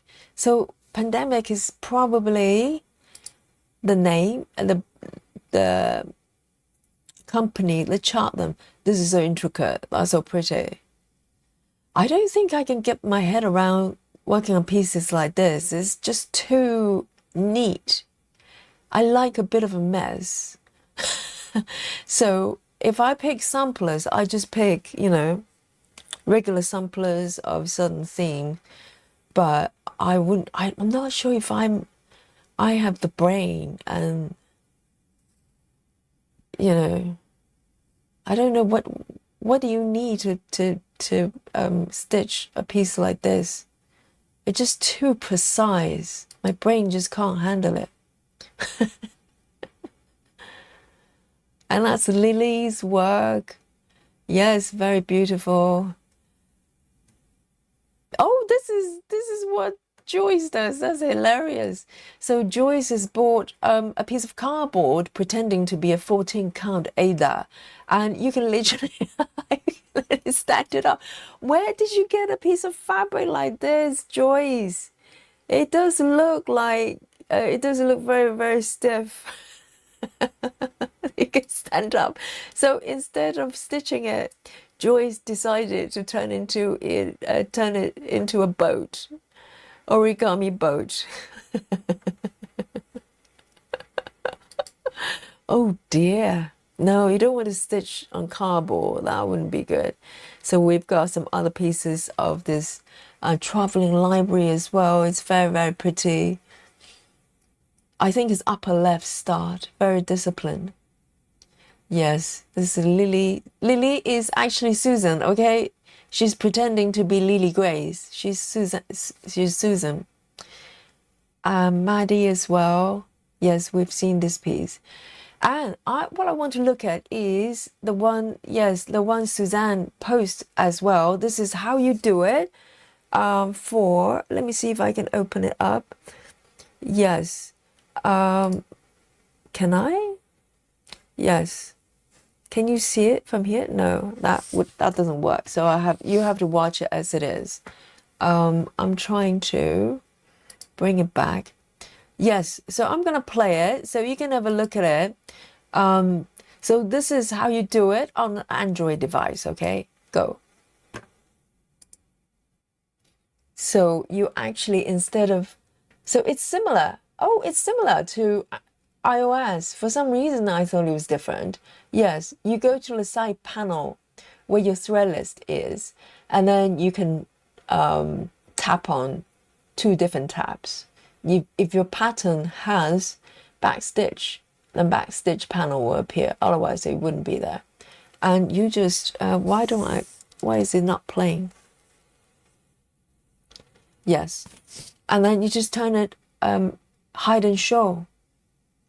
So it is the same on iOS, because I was thinking about the smiley face. So it's very simple actually, but unless you scroll to the top of the panel, you probably wouldn't know, would you?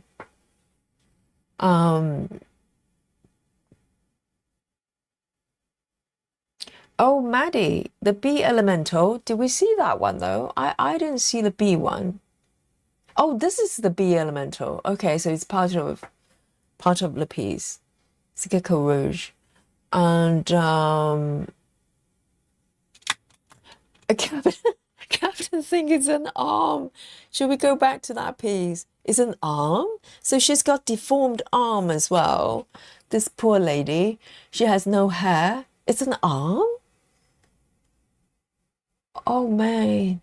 It's a really interesting choice of project, I have to say. It's beautiful though. The color scheme is beautiful. Let's have a look. Okay, so Maddie says the bee elemental is a Gecko Rouge project, so it's DMC. Yes, they only use DMC here. Let me scroll down here. Yes, Facebook has got random way of sorting posts, so the newest is not always the top. That's very interesting. That texture is nice.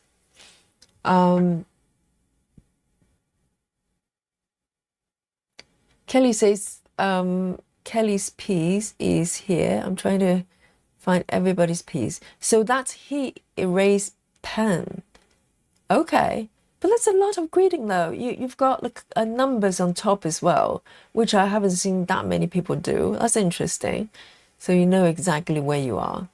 And then you just iron it, then it disappears. Or hairdryer, I'm guessing. That's nice. But with pieces like this, you know, you do need to be mindful to test whatever pen you're using, making sure that it actually disappears, because the fabric behind is, you know, part of the piece, like exposed. So I wouldn't use the pencil. Oh, Suzanne says hers is in a folder. We can quickly pop over and have a look. I don't know which folder that is. Suzanne's folder. I don't know which one is Suzanne's, but I can probably spot her pieces. No, I can't. I don't know where it is. If you can make it as a post, that would probably be easier. Because if you just pop in the folder, a lot of times it doesn't get shown to everyone else. Captain says, I bought the B Elemental last week. Oh, Squirrels has got that piece as well. And yes, I couldn't find it in the folder. You'll have to post it as a post. Kelly says, I use my Iron Mark quote too. Works just fine. Yes. Beautiful, everyone. Suzanne will come back to look at yours a bit later if you do post it. So that's a lot of fascinating pieces. And yes, the octopus lady mixed feelings there. I know it's beautiful. I'm sure it will be. It's probably some sort of artwork there, famous painting or something. But yeah, it's an octopus lady, everyone.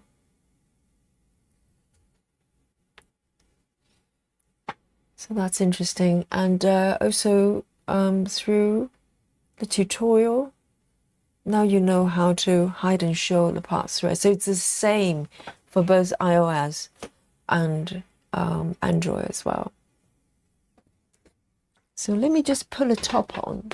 It's slightly, a little bit nippy here. Let me just quickly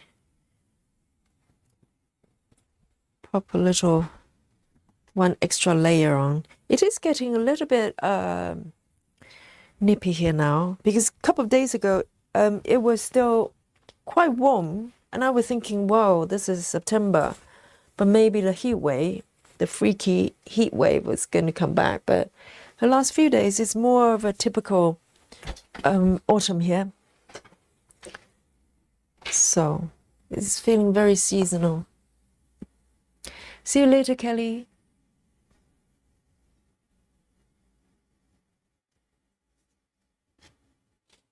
Here we go. Back to this piece. I think I might, yes, I'm going to continue to smooth this out a little bit and maybe come back to work on this bit a little bit more, because there's a lot more involved. That's the second page, actually. So you can see there's a hard border here I'm trying to smooth out.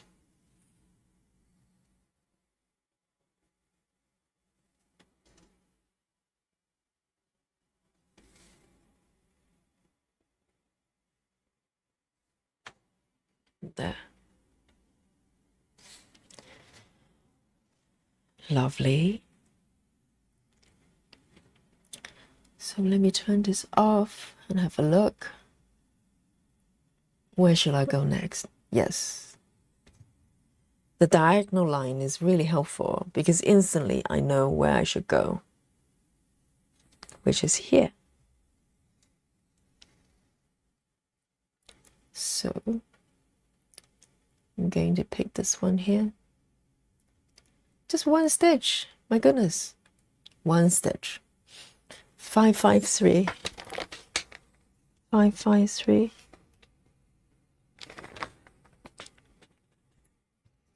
Which I have a threaded needle here.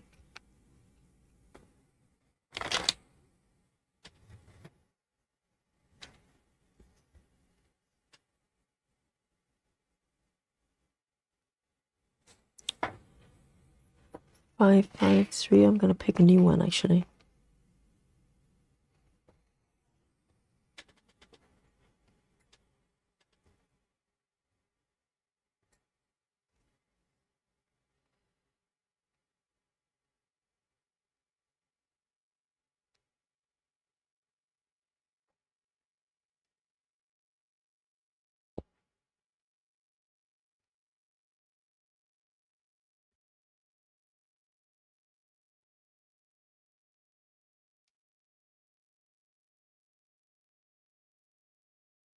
There, just a single stitch. That happens a lot, I think, sometimes.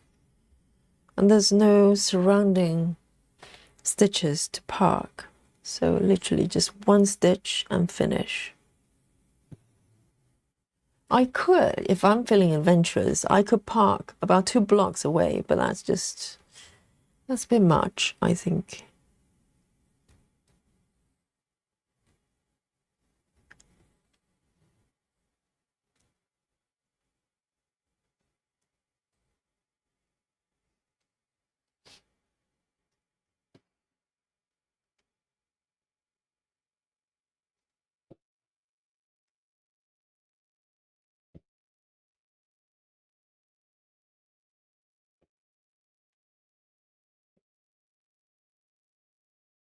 And finish.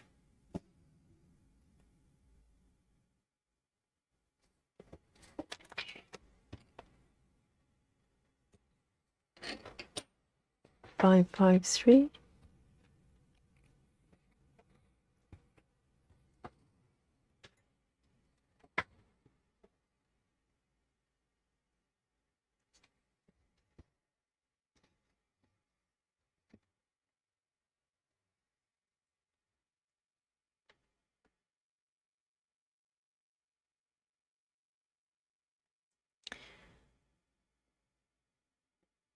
And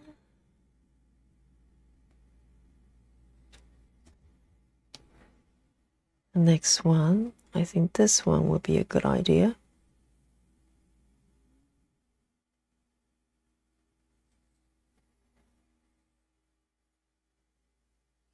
And very often when you stitch in this method, you're very, very much focused on, you know, the rules and try to smooth out the diagonal area. And the beauty is, you know, if you take a moment to zoom out, suddenly you notice there's a beautiful picture emerging there.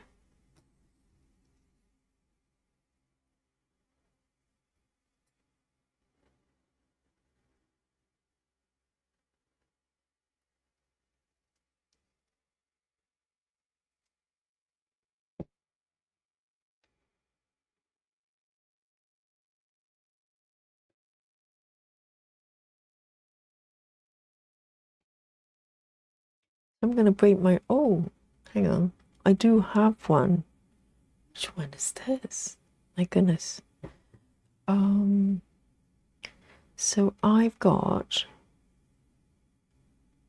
this one has got 3.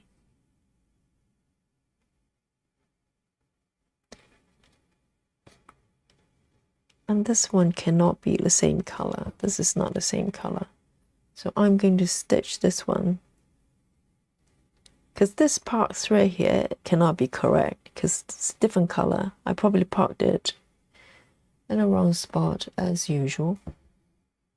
And I'll find out what that is.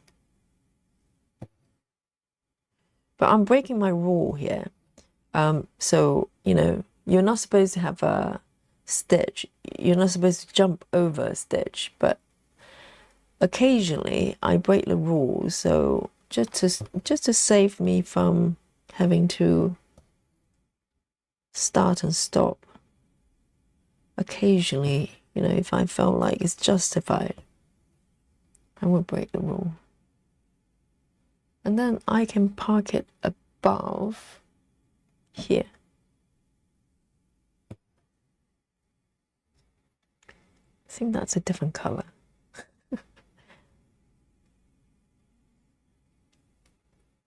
Because I've just, you know, transferred the pattern, not transfer the pattern, but upload the pattern here on Saga. So there will be things that's not matching up.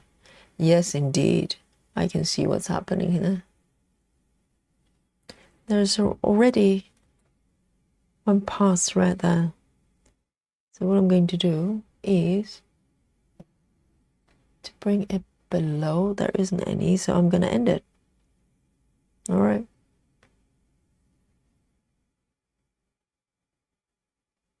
Gonna end this thread.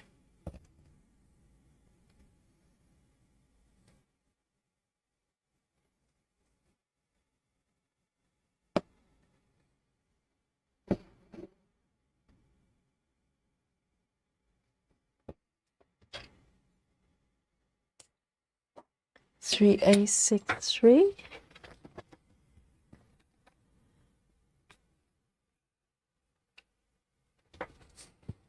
Let me have a sip of my tea.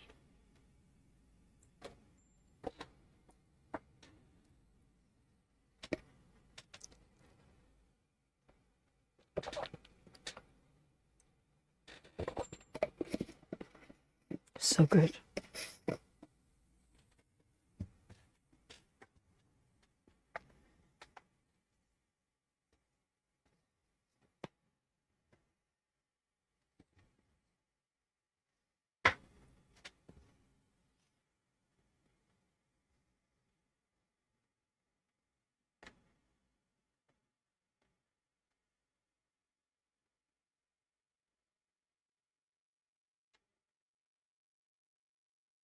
Here we go. Do we have one already? 2.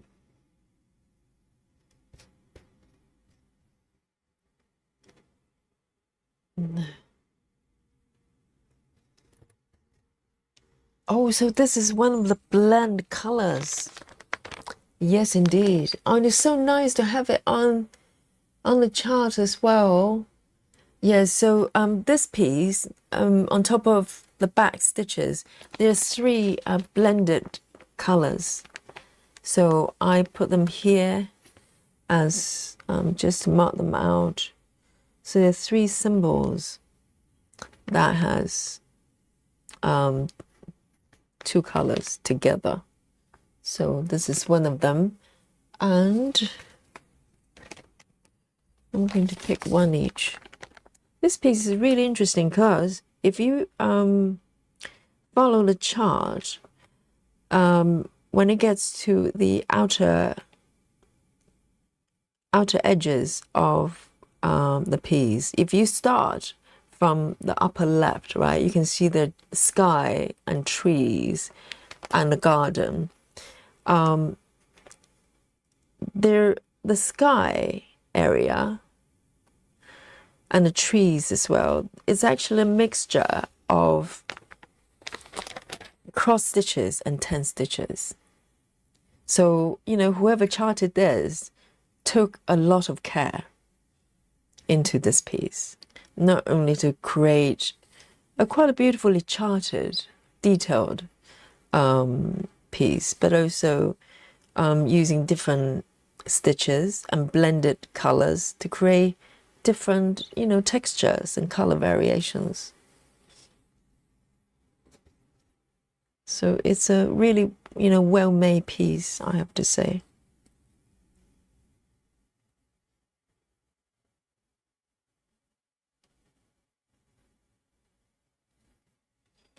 So this one, I'll probably cut it in half actually, because it's very long. So I will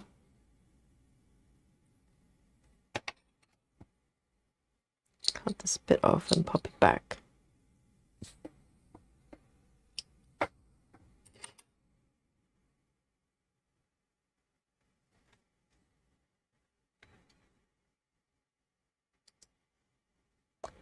Joy says, did you also enter the blends in Saga?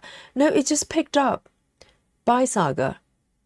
So the chart obviously probably specify them. And, you know, apparently they, you know, as you imported to Paradise first, obviously. And so when I did it myself using Paradise, the stitches wouldn't match up. And then Jan from the group did it for me and everything lined up. And all the double color ones, the blend color ones, also get picked up automatically. So it's really nicely done. So I didn't have to do anything really.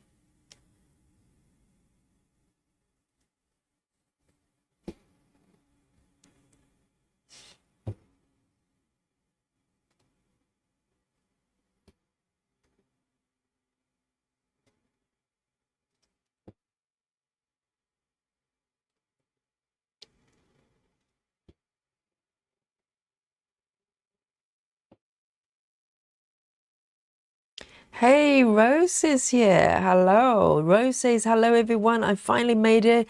I have been safely meeting. Oh, been in safety meeting all day. And I just wanted to go home and do stitch. Safety meeting. What kind of meeting is that? Yes, well done. Rose is always at work when we're streaming. So occasionally she will listen to us and have a sneaky peek from time to time. Yes, I hope the journey is not too long. Maybe by the time you get home, we're still here. And come join us. Yes, good to see you, Rose. Busy mom as well. Very occasional, very often she's at work. And Travis as well. And they listen to us from work. And hopefully we keep you company,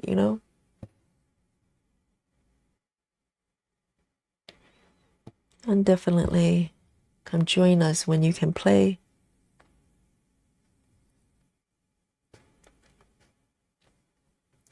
One, two, three, four. 1, 2, 3, 4, 5.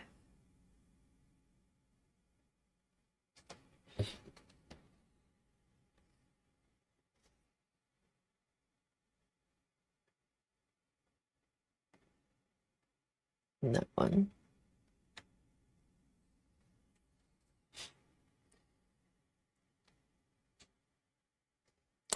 Yes, Joyce. I think, paradise is actually quite powerful because recently I've been trying to import my Gecko Rouge piece, which is very tricky because Gecko Rouge, they don't tell you what DMC numbers they are. So when you import it to paradise, all the colors get jumbled up. It's really ugly. And they use index number. I only figured out recently because I was trying to go into Paradise and manually change them and replace the symbols as well. But Paradise is actually, it's got all sorts of things going on. I haven't found my way around, but I managed to know enough that if you go to thread list, you can tweak all sorts of things. Thread numbers, thread colors, symbols, all sorts of things. Type of stitches. It's actually, I think it's a really good app. I'd love to, look into it.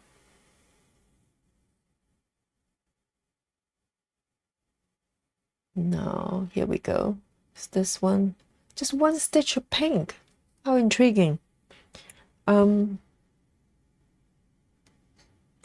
Busy mom says, I'm at home now, going to make dinner before I start stitching, but I'm listening. Yes, busy mom is very busy, as it says on the tin, and she try to join us as much as we can. But very often she listens to us doing, other activities. 3607.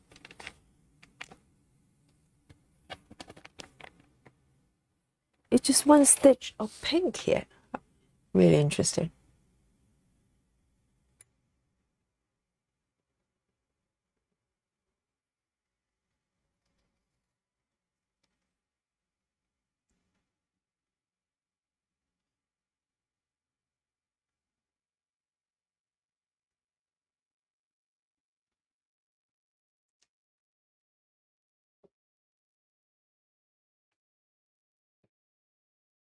And if you haven't noticed, for those of you have just joined, this is the hundredth stream of this channel, live stream of this channel. It's hard to believe, is it? So it's over 3 months, and we do it almost every day. So in the beginning, I was doing maybe every couple of days, and every other days. See how it goes. 1, 2, 3, 4. And then I thought, well, how about every day? But in my mind, I didn't commit to it. And I think, psychologically, I probably, I still haven't done that. mentally. So it makes me nervous when I say, hey, we do it every day. So I don't even say that. And I think it's probably good that I don't say that, because knowing my mind, as soon as I start to commit to something, I probably want to do something else. So when I started, I kind of told myself that, oh, I'll give myself a 30-day challenge. Is it possible to stream every day for 30 days? So that was the challenge I gave to myself. And because I couldn't see anyone else doing it. You know, majority of people, they do maybe once a week or a couple of times a week or something like that maximum. So I thought, well, if no one else is doing it, how about me? And I thought, well, it's a good laugh. And in the beginning, you know, to be honest, when I started, I had about maybe 6 or 7 subscribers. So I was under absolutely no pressure. I just go, you know, I just do what I want. I just stitch. There's no mystery to it. It's not complicated, you know. I'm just stitching, sitting there. And if no one's watching, no one's watching. No problem at all. And so I started there and found it really fun and relaxing. And I thought, well, yes, this is doable.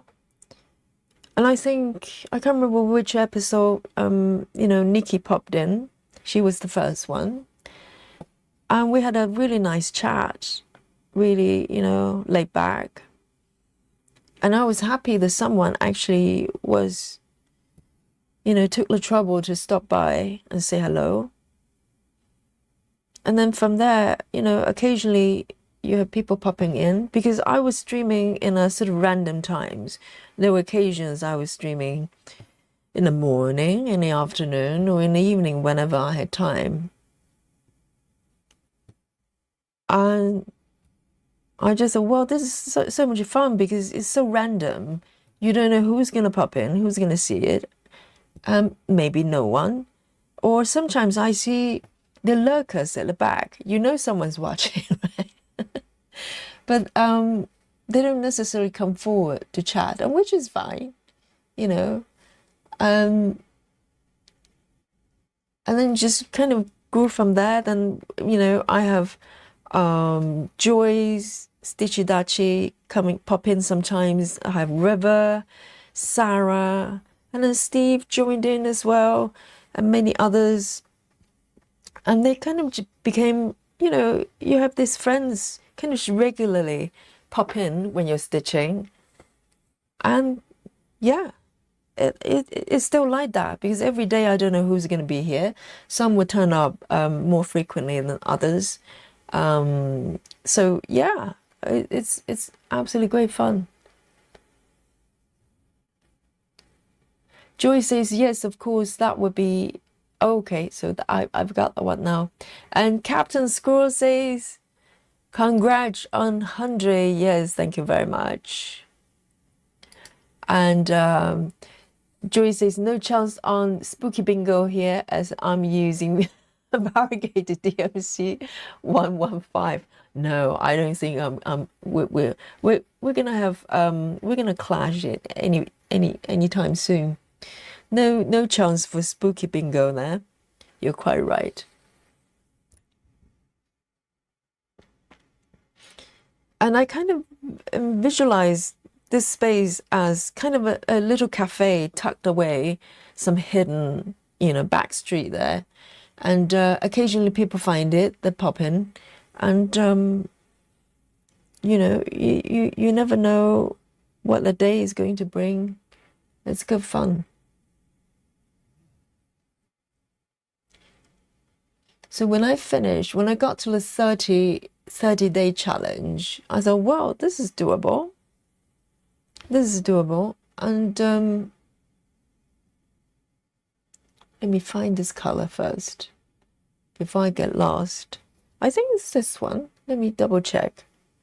Yes, it is. Yes, it is.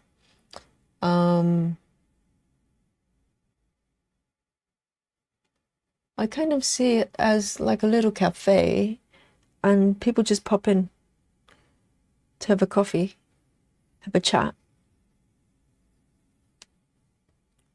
Or maybe like a stitching cafe. Is there such a thing as a stitching cafe? Do people just go have a cup of coffee and stitch together, I wonder, in real space? I know there are kind of knitting, not knitting cafe, but knitting space kind of thing. So it's not like a workshop. People can just pop into a knitting shop and sit down and knit together. I have seen shops like that, but I haven't seen the stitching one. Maybe someone can come up with that as well.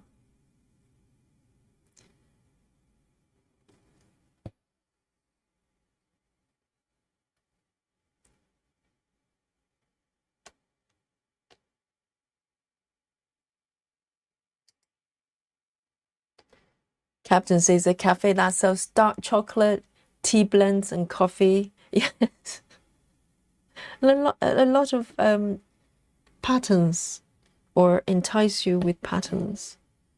How's that?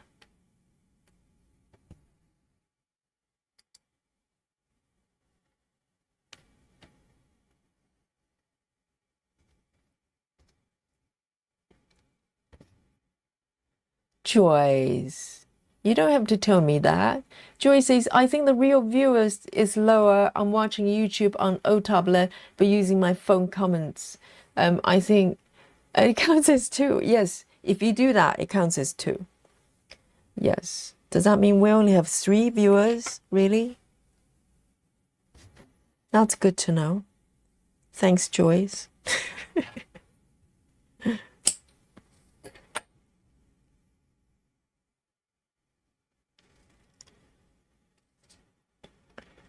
So let's have a look.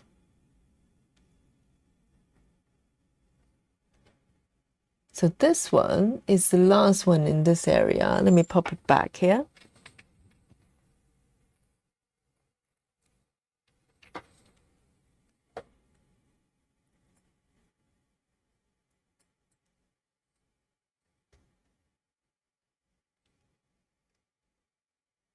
And Betty Lou Taylor says, yes, I do it quite a bit and regularly check on my progress.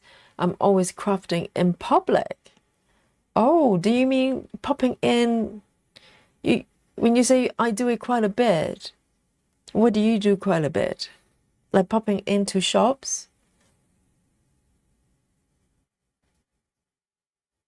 Suzanne says there's such a thing as cat cafe.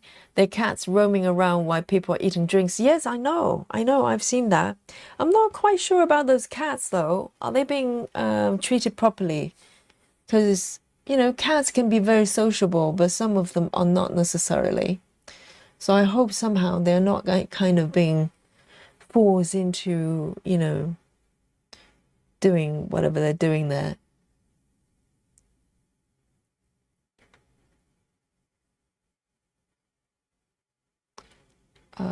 Let me see. That one is not marked yet.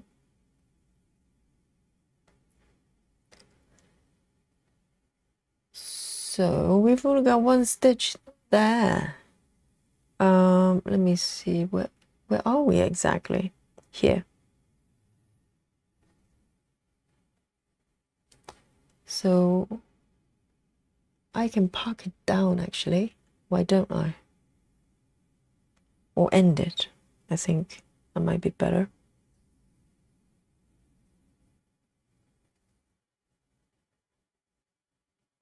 Joy says we used to have a Stitchy Zoom sessions. Yes, I think during COVID, there's Zoom all sorts of things. I remember we had Zoom kind of dinner parties. People just get together and eat together. People were desperate.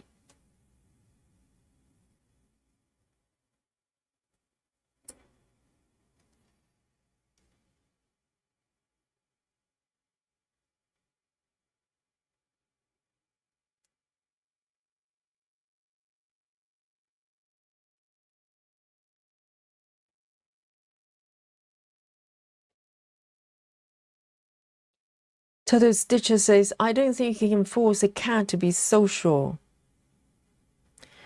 Which is quite true.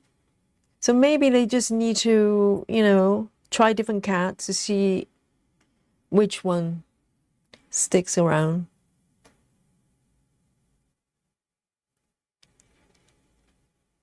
And I've seen, I'm trying to think if I've seen cat yoga. I've definitely seen dog yoga. So you go to do yoga. Again, I'm not too sure about who own those dogs. Maybe the owners, maybe the yoga teachers. But you can go to a yoga class and they have doggies around and they just randomly lie on top of people. I've never been to one. And I've seen a goat one. I'm pretty sure I've seen a goat one. I don't know why goat. Goat yoga. Yes. That sounds great. My worry is more of them using, going to toilet.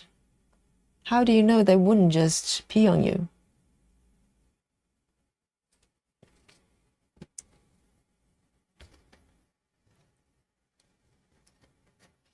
Betty Lou says, in cafes, I'll knit cross-stitch for the whole afternoon. Really? Wow. There's a group of here in Seattle meeting in cafes, bars, and crafting. That sounds lovely. But is it an organized meeting or people just randomly pop in and there are always people knitting? That sounds lovely, actually. I've never seen that in London.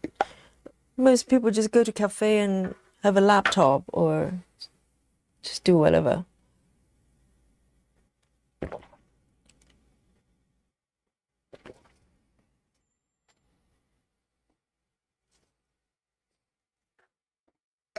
Sarah says, I think if those cats are for adoption.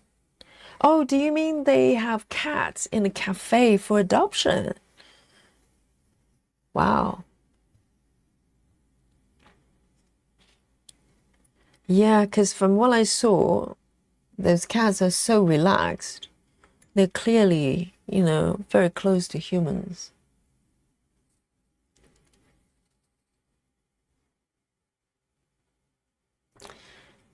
And let's have a look. The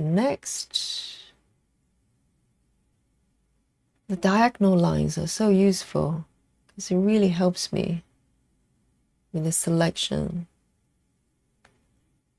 So 152.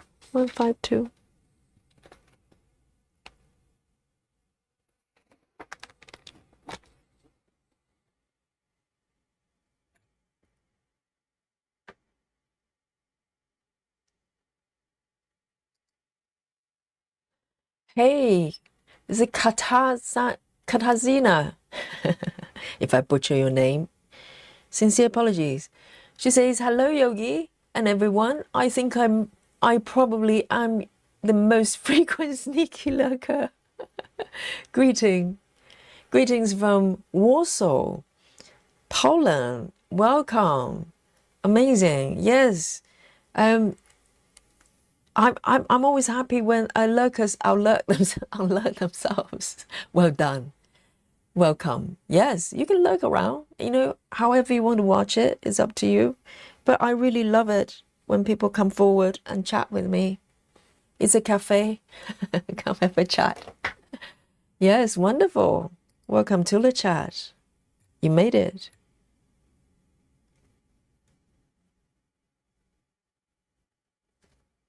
Suzanne says, I used to go to a knitting cafe. It was a normal cafe that we went and knitted at. So it's not supposed to be a knitting cafe, but people just go there and knit. Wow.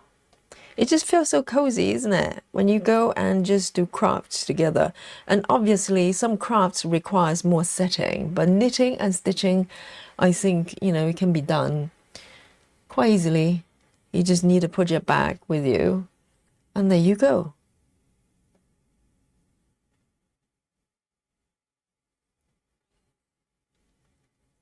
5 is already here. Double checking. That one's done.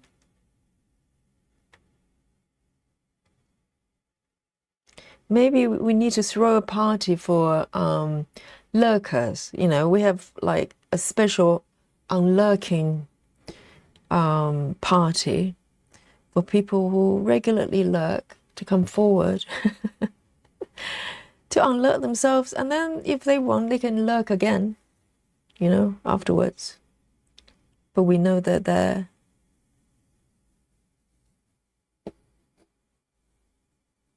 To be honest, you know, I'm more of a lurker as well if I go to a stream. So I get it.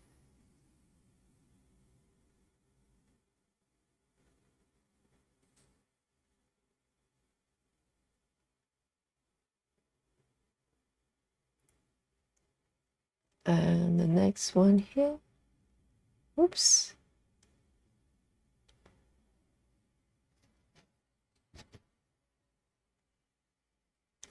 One, two, three. There.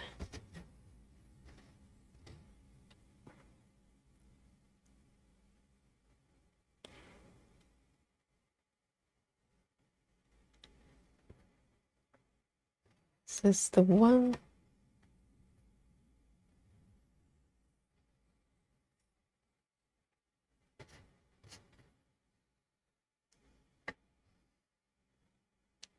Betty says, no organized on Sundays. I go to my local cafe and enjoy my needlework. Folks are very used to seeing me working on something. That is so lovely though. And particularly if there are other stitchers around, you know, you can sit down and compare notes. And it's not like a workshop. You have to be there at a certain time. You just go there, enjoy a cup of coffee and stitch. That is so nice. That's so nice. I wish we have places like that. Maybe there are some in London. I just don't know. There are sort of, what is it called? Meet Up. Is it still around? It was really popular around maybe just before the lockdown, before, you know, COVID. And people will get together with common interest and just meet up. You know, I've seen all sorts of weird and wonderful meetups. You know, when the Pokemon thing was really popular, I've seen Pokemon meetup. People get together and hum Pokemon together. But it's a bit more organized. You have to be there at a certain time. But I think a cafe is just, you just drop by whenever you want to. And I kind of see the stream is a little bit like that as well, even though there's a kind of a stream time. But it's like a cafe that opens every day for, you know, for a few hours. And people just drop in whenever they want. That's how I look at it.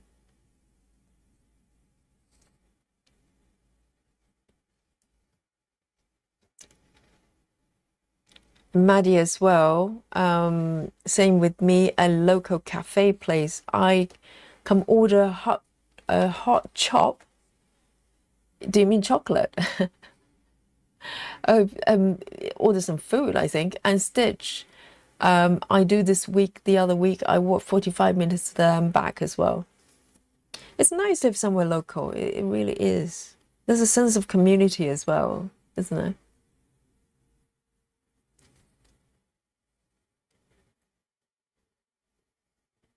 Mandy says, my brother lives in London. I asked him if he can find any stores that I would like, we shall see. Oh, any stores as in cafes like that we're talking about, or stitching shops? I think London, maybe certain areas. I really don't know. I don't know the entire London. I can only go by the areas I know. Majority of stitching shops, they tend to be haberdashery. You know, they sell everything about crafts, which is nice. We've got John Lewis. John Lewis is pretty nice with that. but it's a department store with one section. And also we have Liberty. Liberty is slightly, I say they've got some nice stuff, but not slightly higher end. They sell, you know, really pretty things. You can get your supplies there, but it's not the cheapest place to do it. And there are some more independent craft shops. Really depends on where you live. You may or may not know them, but this is all very kind of, you know, it really depends on whether you explore the areas you live.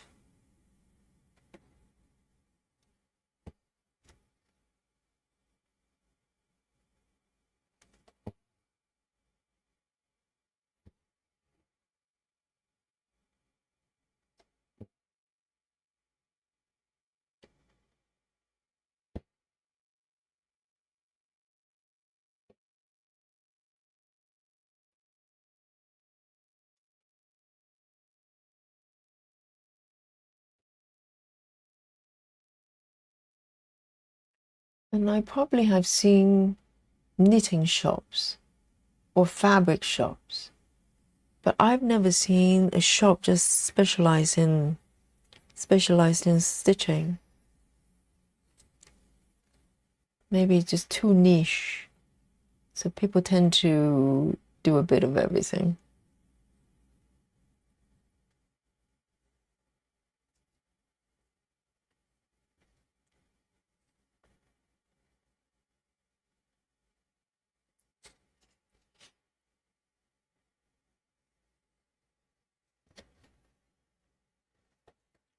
Yes, I think in London there is sort of, they call it bike cafe, but it's not like a motorbike. It's bicycles.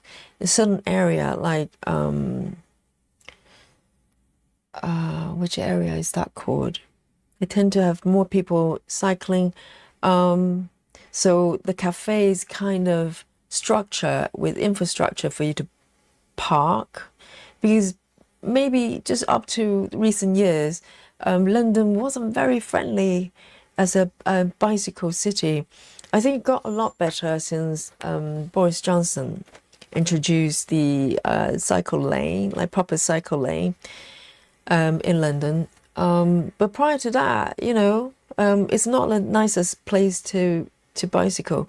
But since then, there's a little bit of a bicycle culture being developed here. And so some areas you probably find sort of bike cafe. So ultimately it's coffee shop, but maybe they have a section is for bike repair. So if you have issues with the bike, you can go grab a coffee and just sit there and wait for them to repair your bike for you. Or maybe just go there because, you know, there are people who ride bicycles. Maybe you like them better. I don't know. Kind of like-minded people. I think that's the idea.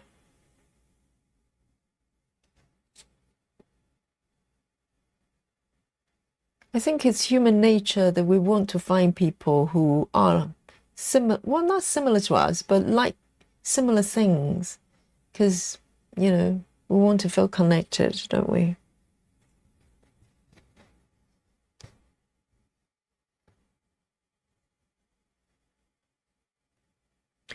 Joey says, at Liberty, there is a quilting department and one with Rome yarns. Yes, I used to go there a lot when I used to knit a lot.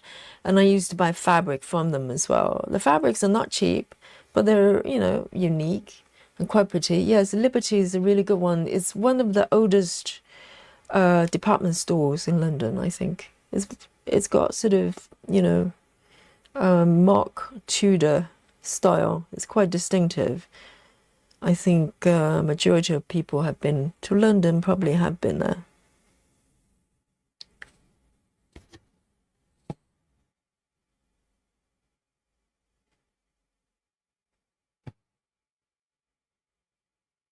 I'm going to just do the bottom 3 here.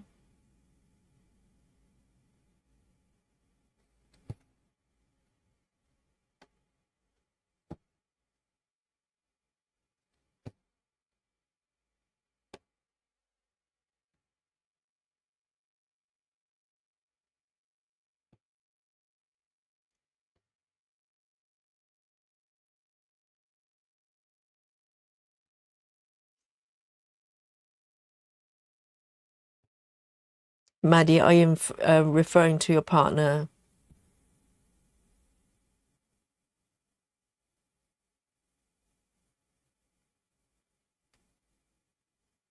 You know, I tried to get my partner to knit before, and I think he gave it a go. But I think I'll stop there. I don't think I'll get him to stitch as well. I just don't think that's his that's where his passion is. And to be honest, you don't have to do the same thing together. It's nice to have certain commonality, you know, we're both yoga teachers, but that's it. We don't have to like the same things.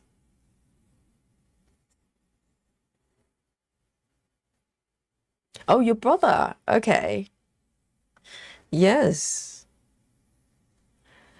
Very often is, you know, until you try it, you just don't know whether you like it or not. And a lot of people stop at the before trying part and just decided, you know, kind of decide that it's not for me. And I do that as well, a lot of times. But if you give it a go, you might just like it, you know.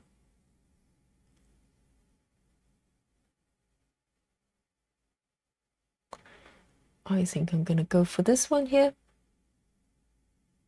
I'm very happy working with Saga on this piece.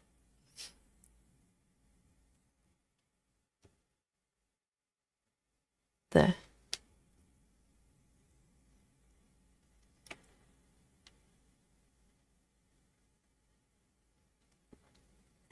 Joy says Camden Lock has nice shops as well. I haven't been to Camden for a long time. I used to hang out there a lot as a student. You know, a lot of used clothes and knickknacks. And I used to work there for a while as well. Work for a design company. But I haven't been for ages. I don't know what it looks like now. Literally, I'm trying to recall the last time I went to Camden. But yes, I can totally imagine that would be the type of place. Oh, I actually went to a yoga studio there not very long ago for a workshop. So I have been maybe just a year ago, something like that. But I didn't look around. I just went to the studio and that's it. But yeah, it used to be my turf. You know, it's the Camden and Soho where I hang out. Those pre-yogi days.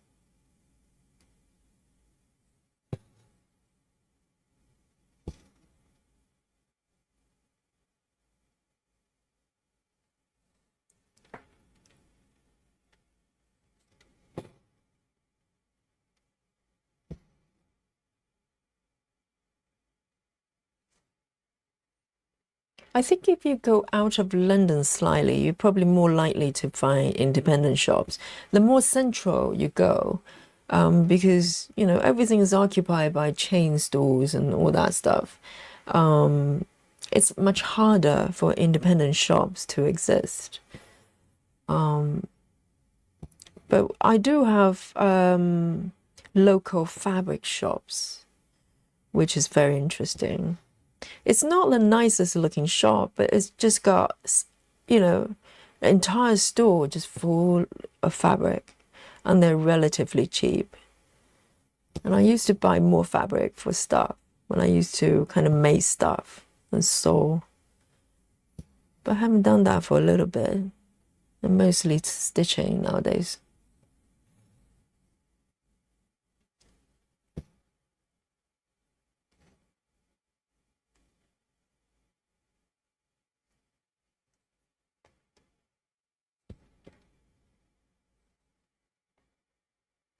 Maddie says, my brother said he wants to learn stitching but doesn't know where to start. But he's got you.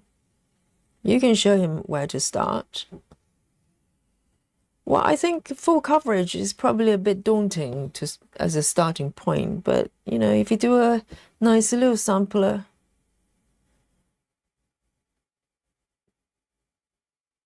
maybe those, patterns. I think guys probably drawn to those, really precise kind of, how do I put it?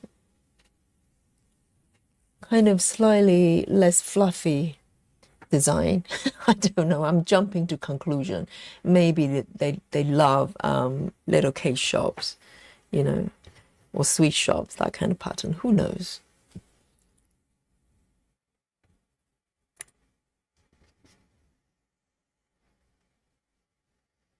Betty says, Calf Facet's new quote book was photographed in Camden Lock.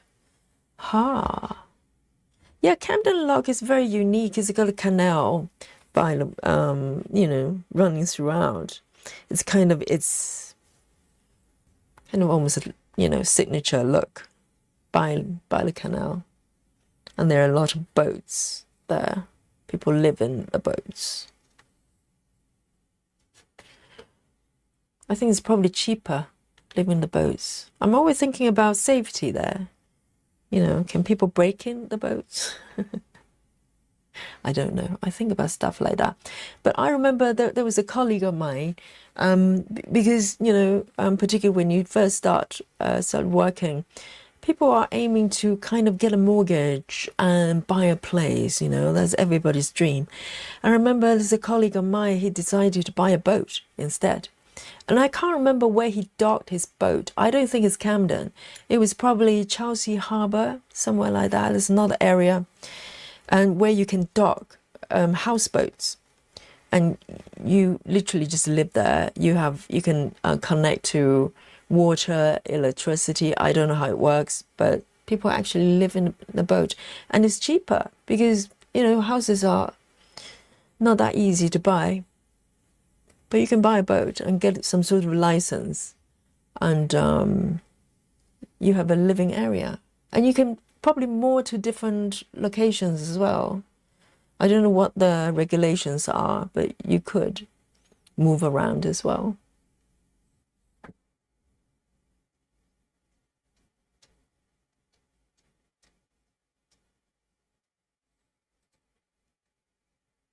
See you later, Joyce.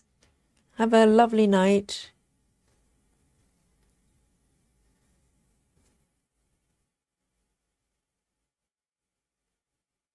Sweet dreams.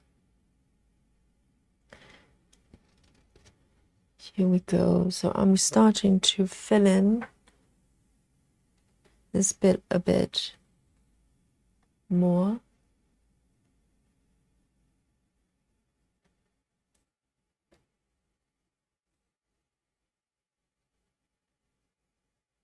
And this is 5.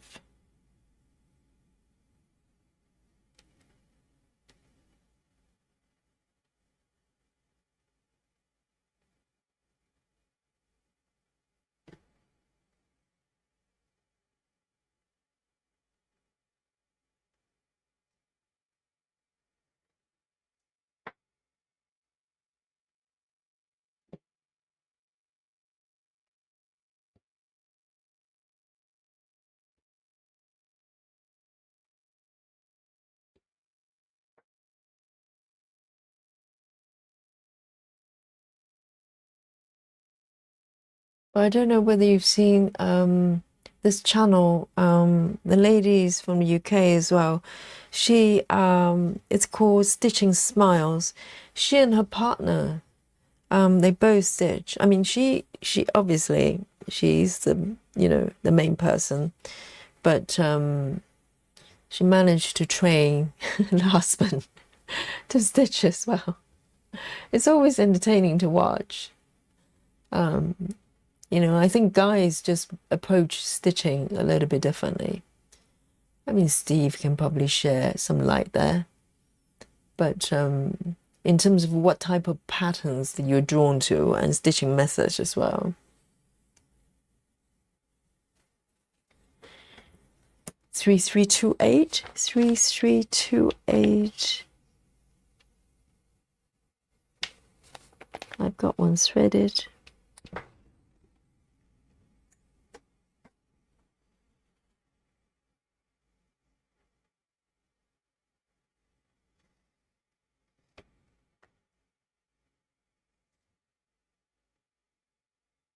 the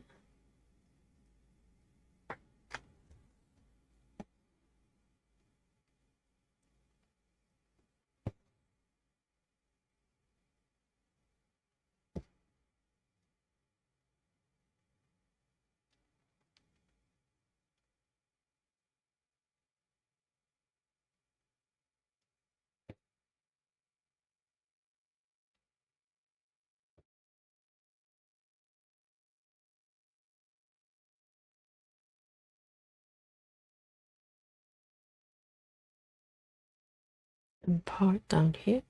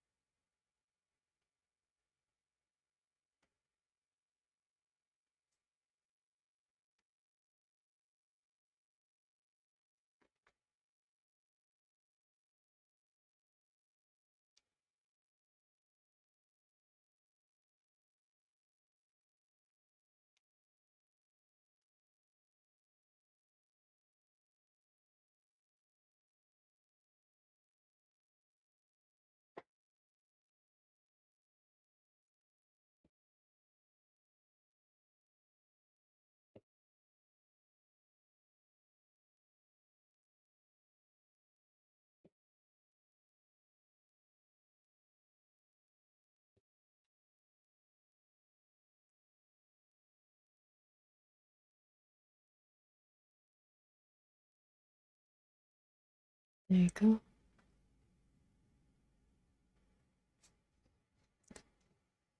The zigzag lines really help because it's just better than just straight line, because straight line sometimes you kind of go, is the stitch supposed to be inside or outside the line?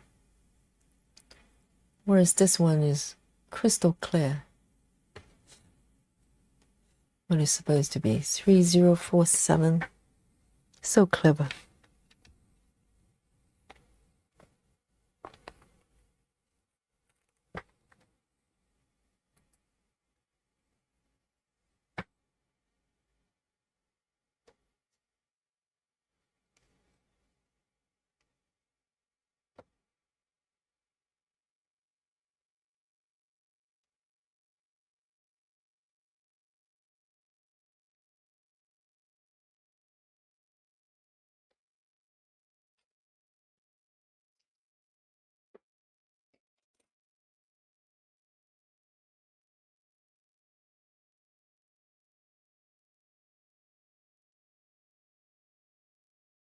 Steve says, I can only speak for myself as far as what other guys tend to stitch.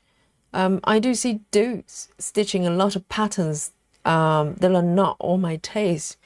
Quite possibly, but I see a lot of guys, they're gentlemen floss tubers online as well. Occasionally I come across them. I find they tend to do, again, this is a sweeping statement, okay, just from what I saw. They like those really symmetrical pieces, probably more than others. Maybe like those patterns Joyce was showing there. Maybe, are they long dog ones? Kind of, you know, those really neat patterns seem to be a bit more appealing to the guys, I'm guessing. But you're quite right. I've seen guys doing really fluffy patterns as well, you know, cozy stitching. It really depends. Not all of them are stitching machine guns like Steve.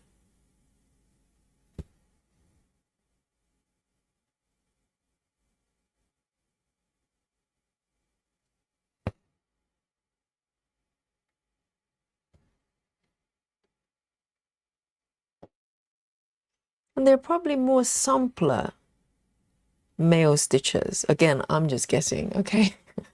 Take my words a very large pinch of salt there. From the floss tubers I've seen. That's the only thing I've got to, to go by, and also Instagram as well.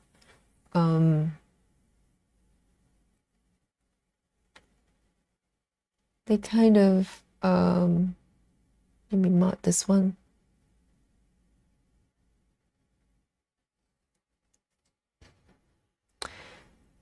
They're probably less drawn to confetti pieces. So lots of the patterns I've seen, they're more bold, maybe like a poster type of thing.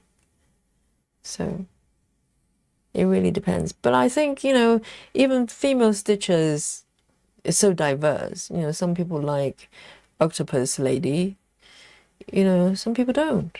So it's not that I don't. I'm sure it's a beautiful piece. It's just I'm scared looking at it. I don't know. It just brings up a lot of phobia of mine. 402. 402.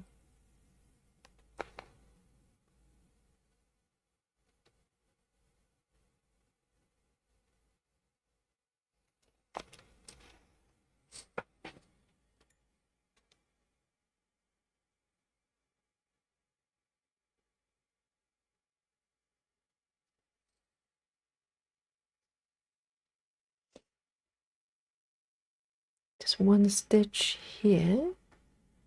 Let me have a look. Yes, just one stitch, and I'm going to end it.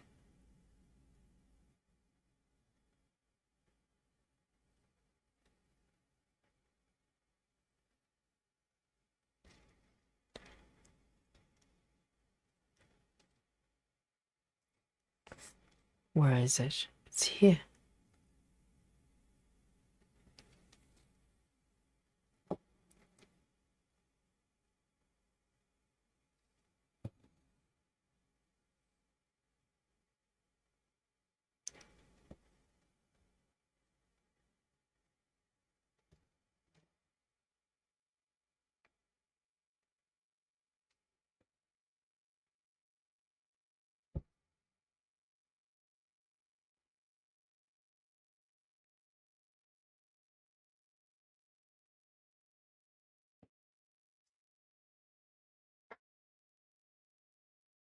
I remember seeing one guy stitching the poster of Shining. And I'm just thinking, yes, as a poster, it's interesting,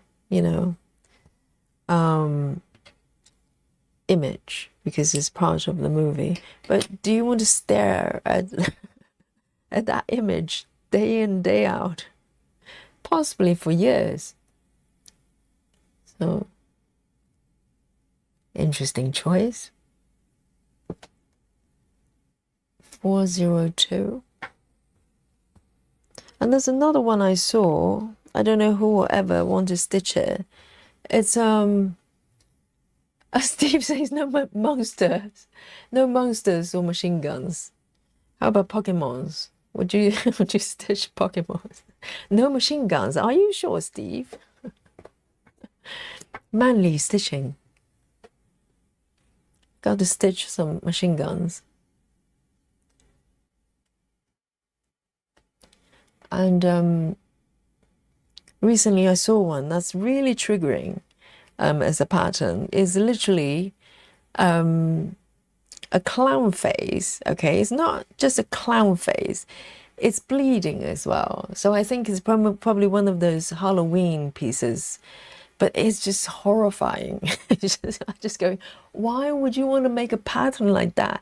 It's a big close-up of a clown face bleeding, I ask you. And somebody's supposed to sit there and stitch that piece for like however long for it to finish. Great fun, great fun. Mind boggles.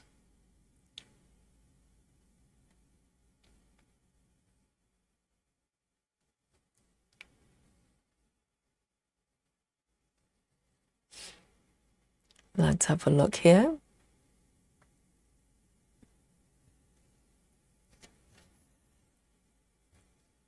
I think I can manage a few more stitches here. I'm good to go.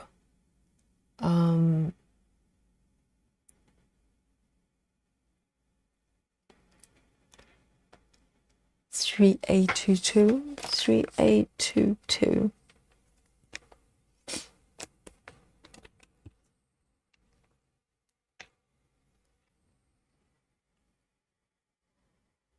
No, Sarah. Sarah said, I'm working on a chart of Joker. Maybe that's the one.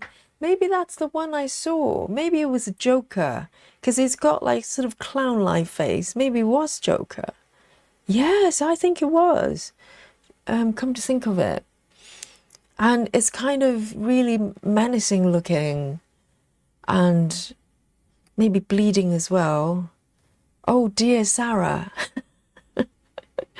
Do you must? Why? You know, stitch some cupcakes. That's nice. Some kittens, you know. Some fluffy kittens.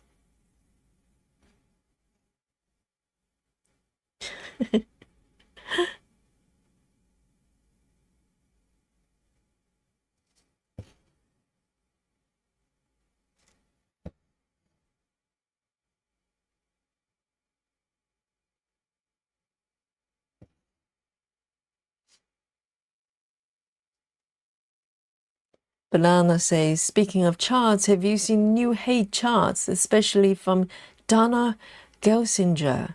No, I haven't. Is it any good?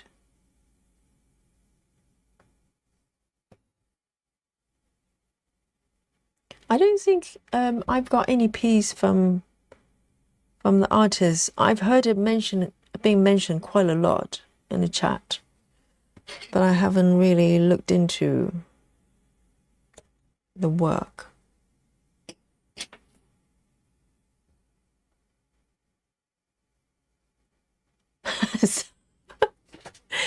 Yeah, Sarah says, I don't share it much. It's really not a lot of people's thing.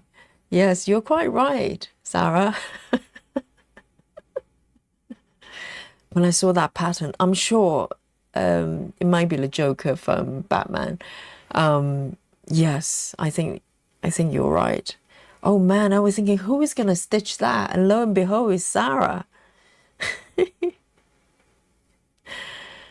Yeah, there's no chance. I couldn't even look at that image without just feeling totally creeped out, let alone staring at it and stitch it. Oh.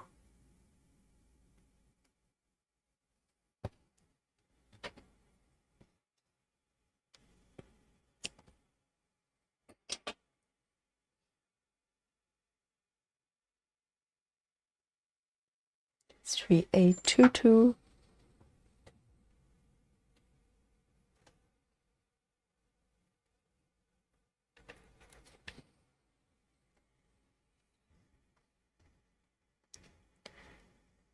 Balana says, if you like pumpkins, it's beautiful. Oh, I see. So it's a Halloween themed pieces. Yeah, I'll definitely have a look. Because that name has been mentioned quite a lot. I wasn't aware of the artist before.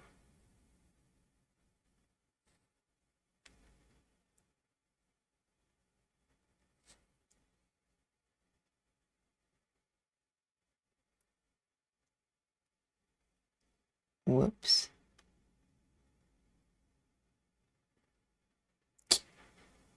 Saga, what are you doing? So this one's just one stitch here.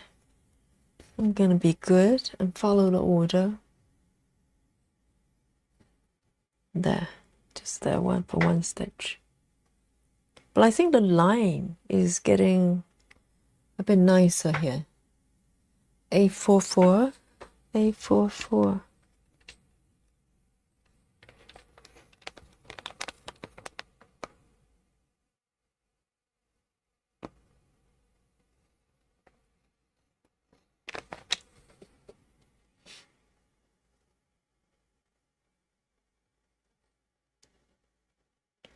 Becky Snook says, I bet you were thinking about Pennywise from the movie It. It's a clown with blood running from her eyes. Oh, a female clown. It's a clown with blood running from her eyes holding a red balloon. Oh, the red balloon. I did it for my daughter who loved the movie. Oh my goodness, the sacrifice you make as a mother. Becky, why would your lovely daughter love an image like that? With blood running on her eyes and holding a red balloon. Oh my goodness. Yes, I'm trying to remember if I have seen the movie. I don't. I know it's one of the most famous ones from Stephen King, but I don't think I've seen it though.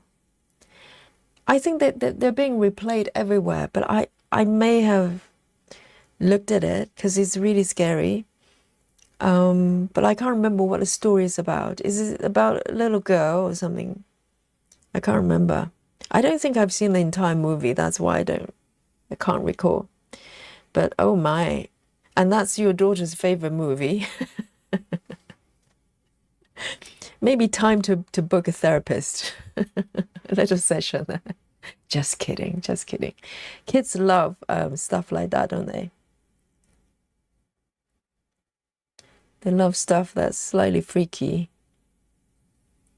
This needle really doesn't like me. And you stitch it. So you stitch for her. I hope it's not a large piece, because, you know, seriously.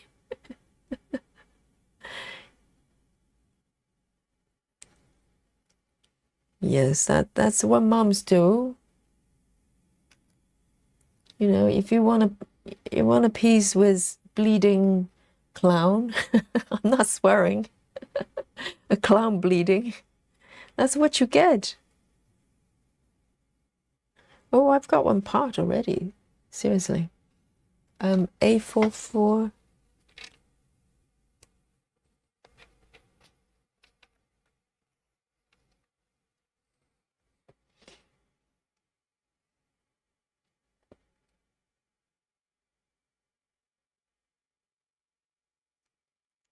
Oh, Becky says she's been in therapy for years. Silly girls like horror movies. Thanks, thankfully for it was a small stitch.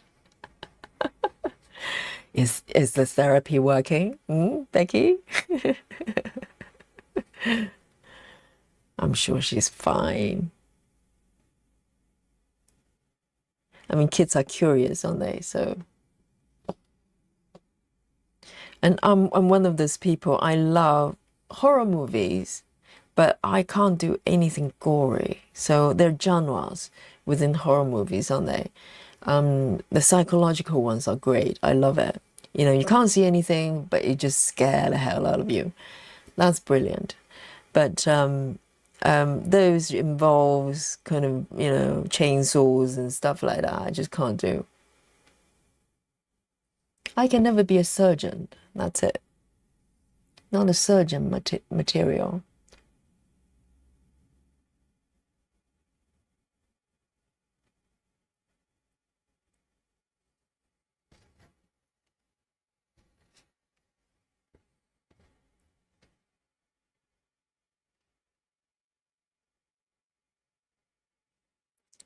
And there's a some animal shelter in London. It's called Celia Hammond's. Not many people know about it because everybody knows ISPCA or maybe Chelsea. Was it called? Is it a Battersea shelter for cats and dogs?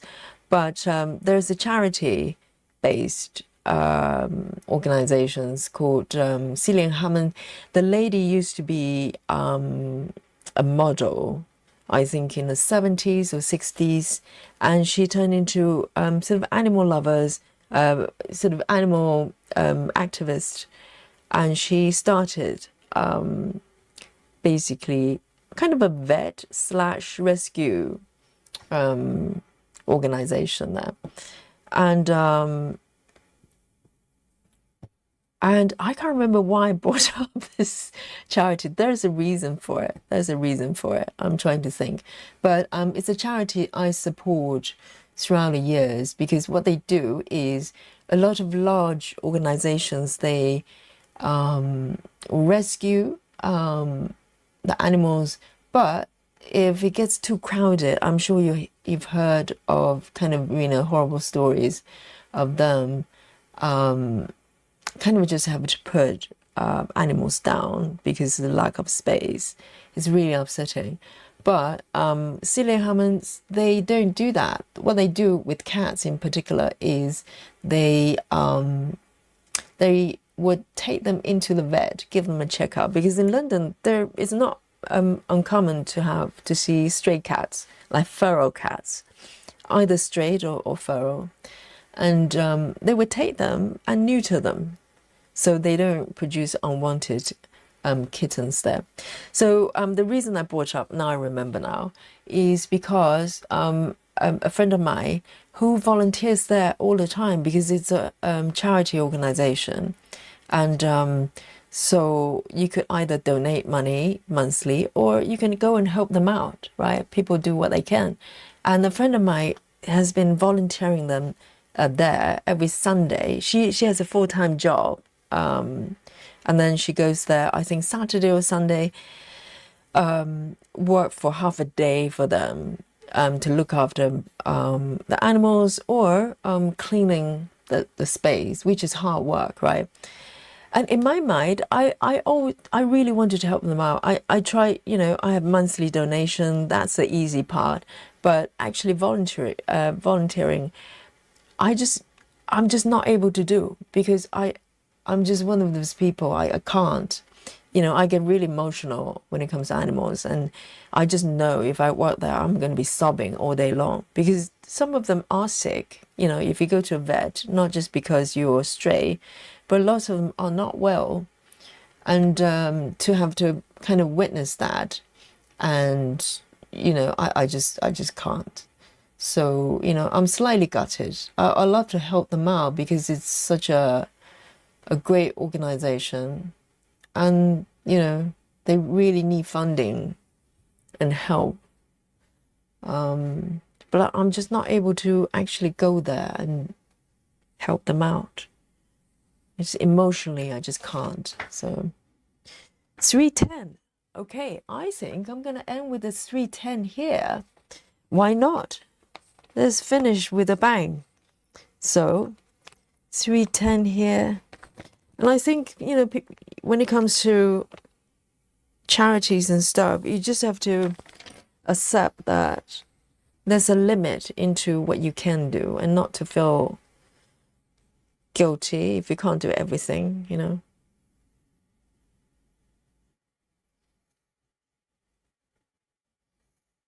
Oh, Becky's posted a pic in the group. Why don't we have a quick look before I do my final stitches? We've got it all set up. We can just flick over with the help of the technology. Let's see if we can have a look of that piece. Instead of, oh my God, I can see it. Oh, guys, brace yourself, okay? If you're a little bit, you get cribbed out very easily. I'm going to flip over, okay? Take a deep breath.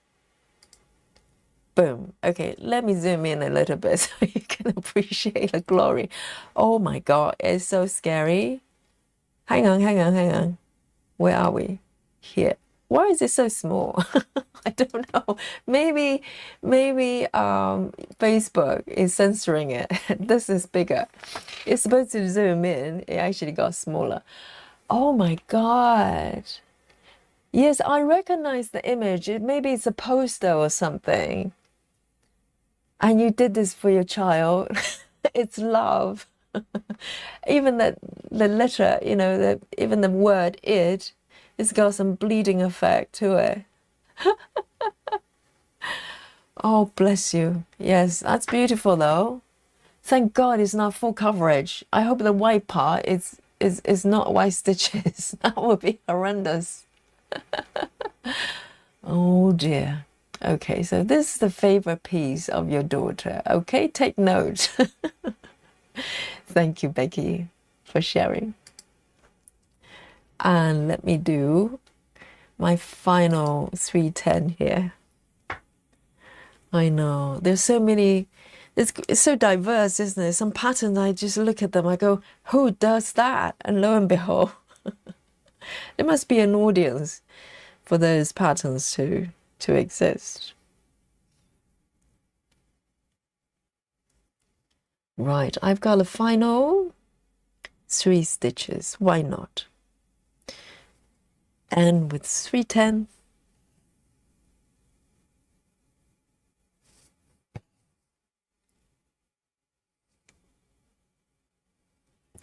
And is that piece framed, Becky? So you have to look at it all day long. Oh my.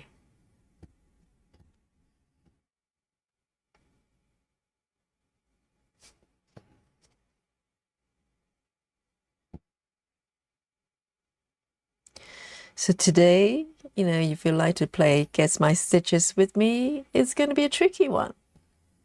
This is tricky in different ways because I'm literally just easing away from the edges in no particular sequence.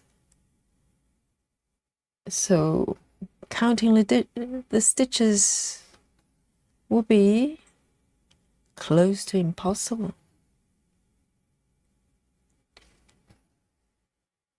But throw a number out. You never know. It might just be the winner tonight.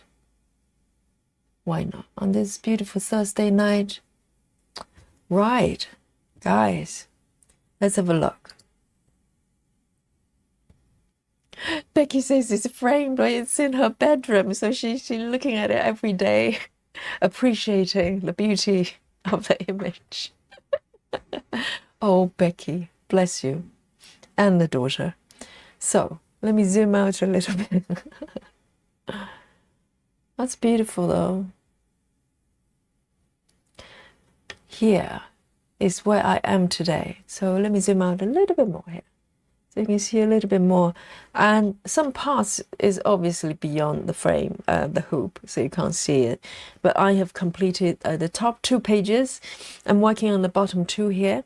And it's moving slowly, but I really love the way it progresses. It's a different way of enjoying the stitches and creating the image with my threads here.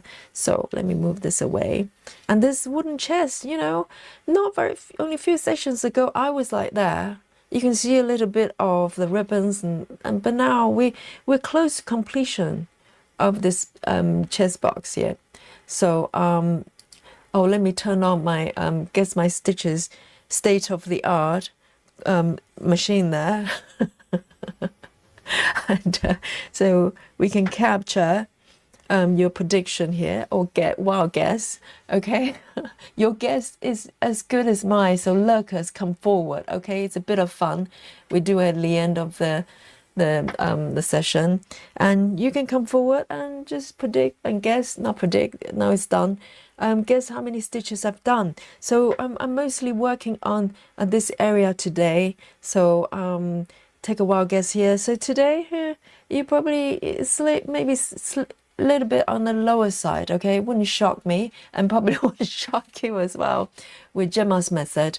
But I think I made a really good progress here, and with Saga as well. So I'm still finding my way around Saga here, but I think I can make it flow. I can make it flow. It's already getting a lot better than the beginning of the session. So it's about, getting used to the sequences and use the features there.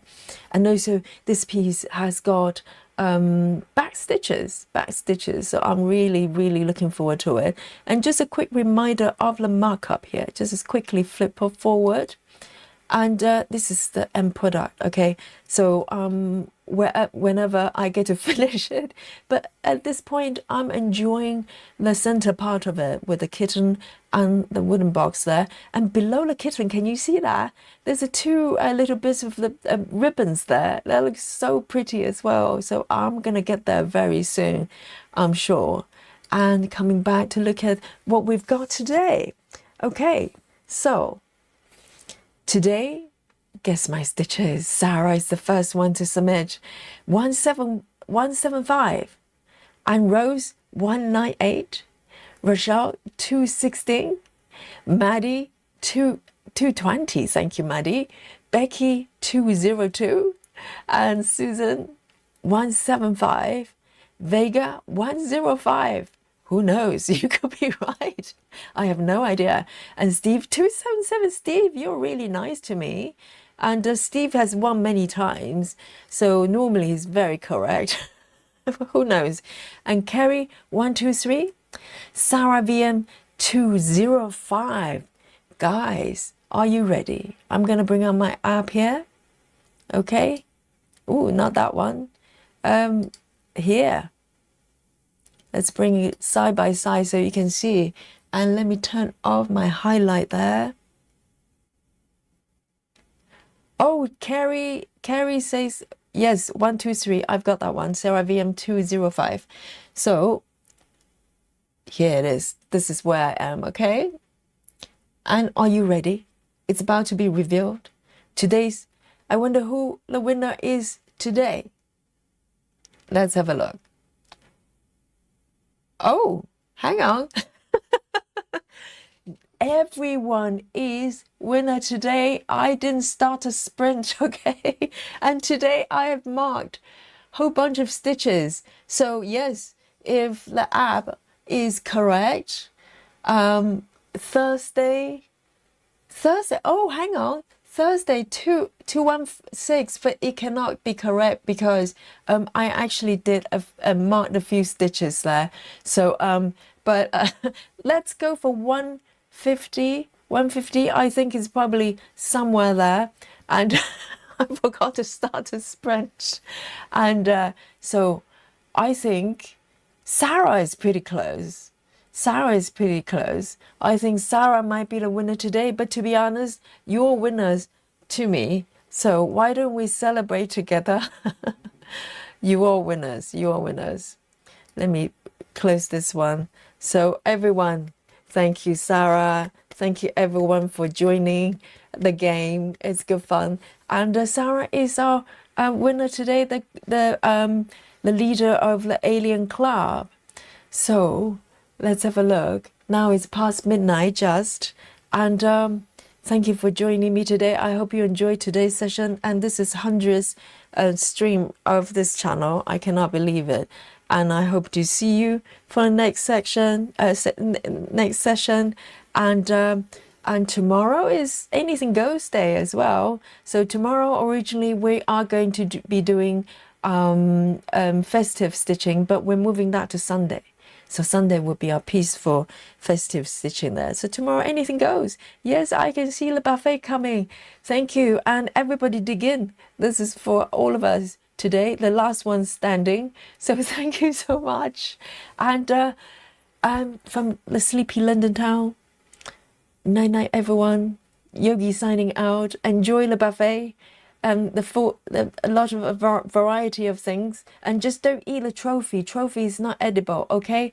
And I will see you tomorrow. Hopefully, see you tomorrow. Night night. Thank you, Rochelle. Thank you for your kind wishes, and enjoy the rest of your day. Night night. Good night.